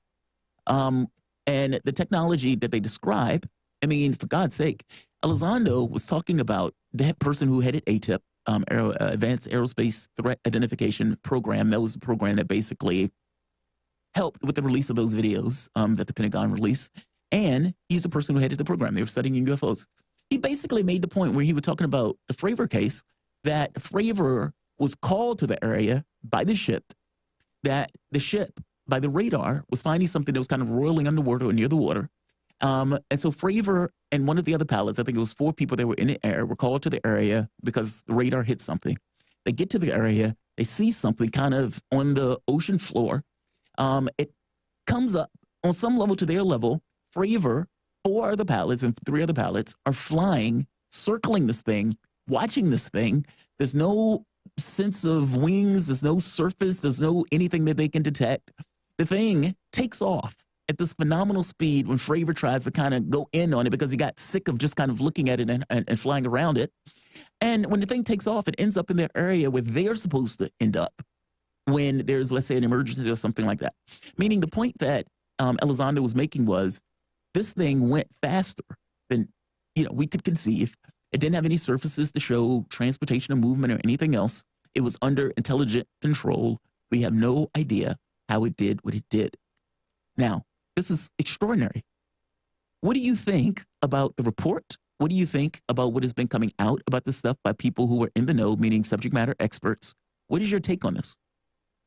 Well, I think it has completely changed the topic and how we approach it. It's no longer dismissible as, nut jobs or, hallucinations or swamp gas. Yeah. I mean, there's something out there. Seems to be the conclusion of the government report. I mean, I thought it was actually a sort of masterpiece of government speak. Me too. When it basically said we don't know, we don't have enough information to draw a conclusion, but there are things here we can't explain. And I thought that was a clever way of putting it, that it doesn't reach the conclusion, but it certainly points you in the direction that this is not made up, that there's something here that we don't understand. We can't categorize it because it is beyond our abilities.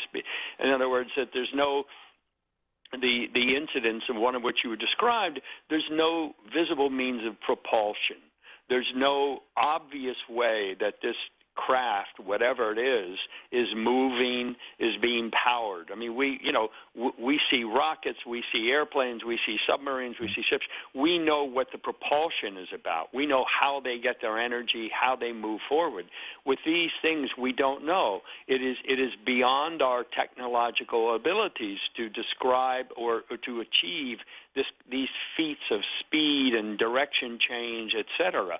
And so, therefore, we, the government of the United States of America, we can't explain this. I mean, that's a remarkable thing. Yes, it is. The government to admit. And this is what, 70 years? I mean, because I don't think people realize the paradigm that has shifted.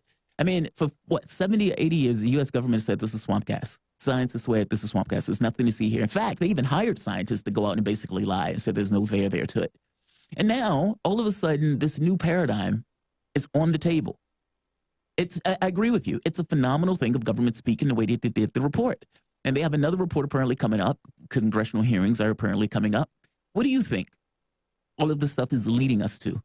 I mean, because you're right. The report doesn't say it's X or Y.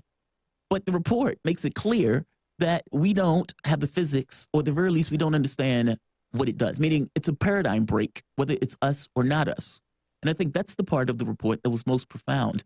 What do you think happens from here? I mean, congressional hearings? What are the congressional hearings going to say? Like, what do you think goes from here on out? Well, I think you've put it well that this is a one of those moments that there's no going back now. There's no going back to the previous, as you say, swamp gas. There's no deniability that covers all of these incidents. It's now the government has said there's something we have to research further. And in that sense, it's kind of a scientific experiment. Looking for a vaccine or trying to understand the genome of a disease. I mean, there's going to be trial and error. There's going to be a kind of fumbling around, and it is important, the humility to say we don't know. That's the breakthrough here. For the government to say we don't know, that is what I find so incredibly distinctive about this moment. And so it is going to, whether congressional hearings will get us anywhere, I can't remember the last time a congressional hearing delivered an answer on anything other than on the Congress people's ability to speak ad nauseum. But I do think that it's got to be a sort of an all-government approach to understanding what this phenomenon is because of the implications, certainly for our security, but perhaps also for our benefit in the long run of the technological developments that these events seem to reflect may be of great benefit to the human race in many ways that we can only imagine. So it's got to be moved forward. There's got to be further inspection. But at the same time, as with all scientific issues, we can't jump to the conclusion before we have the evidence. That, I think, is the danger here, that people will rush to say, I know what it is, or it's this, or it's that. We don't know what it is, and I think that's the important starting point. Yeah, and the confession of uncertainty, not just relating to this story, but like how often do you see the government saying about pretty much anything, we have no idea what this is, but we want to talk about it. Let's investigate this. But the real thing, I'm sure many Democrats and Republicans are worrying and wondering about, Michael, whatever's flying these vessels, should they be allowed to vote? Only if they pay taxes. Only if they pay taxes. Yeah, we'll see about that. If they pay taxes, I'm not sure we'll be able to accept them, whatever currency they use. No, I'm kidding, of course. I mean, we've only got a minute or two left. In fact, we're going over time, so I think I'm going to close it here. This is the end of our show. Michael Goodwin. Michael, thank you for joining us. Fun conversation this morning. Always a pleasure. Always a pleasure to speak with you. For those listening, that was Michael Goodwin, journalist, columnist, writer over at the New York Post. Check out his work, nypost.com. Michael Goodwin joining us. And you're listening to Fault Lines. We've got a couple minutes left, but we're closing it out. Again, a slightly weird close to the show today, just because, as you know, I'll put it like this. Normally what we do is from 9:15 to 9:45, we'll talk with a guest. And then at 9:45, we'll take calls. And there's like this nice padding little segment, rap segment. When we booked this one, Michael, we booked him later than we normally do. When we booked this one, we figured, okay, we're going to go out at 9:55 to 9:58, I think was the time right now, right? Yeah, that was the plan. But, you get left with this weird 1 minute or 2 minute long buffer padding zone. Yeah. That I'm self-referentially referring to right now for some reason. Yeah, typically we do callers. It's like we would do the rap. Yes. The rap. Oh, yeah. But this time, it's like you try to kill it in 3 minutes and then just kind of move on up. It's okay. Michael is a great guest. He is great. Yeah. And I'm glad he was open. He mentioned this once before. He mentioned this when I'm mistaken. He said, I heard you guys talking in the last segment. It was like, oh, you're into this? And he's like, yeah, I'm into the topic. And so it was like, all right, we get the opportunity. We'll bring it up with him. Yeah. And look, he's right. I like the measured, sensible thought process of it. It's like, yeah, the government came out. It's shocking. It's pretty interesting, et cetera, et cetera. It's not, we're going to get eaten. It's not that. But it's the notion of what has been put on the table now. And the question mark in that box is astonishing. It's just it's a box with a question mark, right? Yeah. And it's like somebody needs to figure out what's in that box. And it's what can be in that box is extraordinary, because if we're right, it's either something that was already here or something that got here, one or the other, or Russia and China. But Romney told me it wasn't Russia and China. Rubio doesn't believe it was Russia and China, considering this stuff was like 70 years. And then what James Clapper is going to claim is that it is Russia and they are aliens.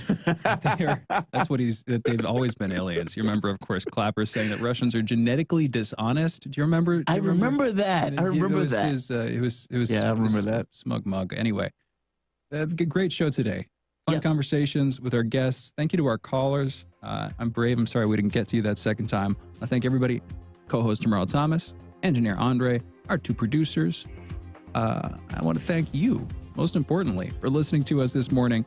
You've been listening to Fault Lines with Thomas and Stranahan, and we will be back tomorrow morning, 7 a.m. Eastern. Have a great day, folks. Signing off. See you on the other side.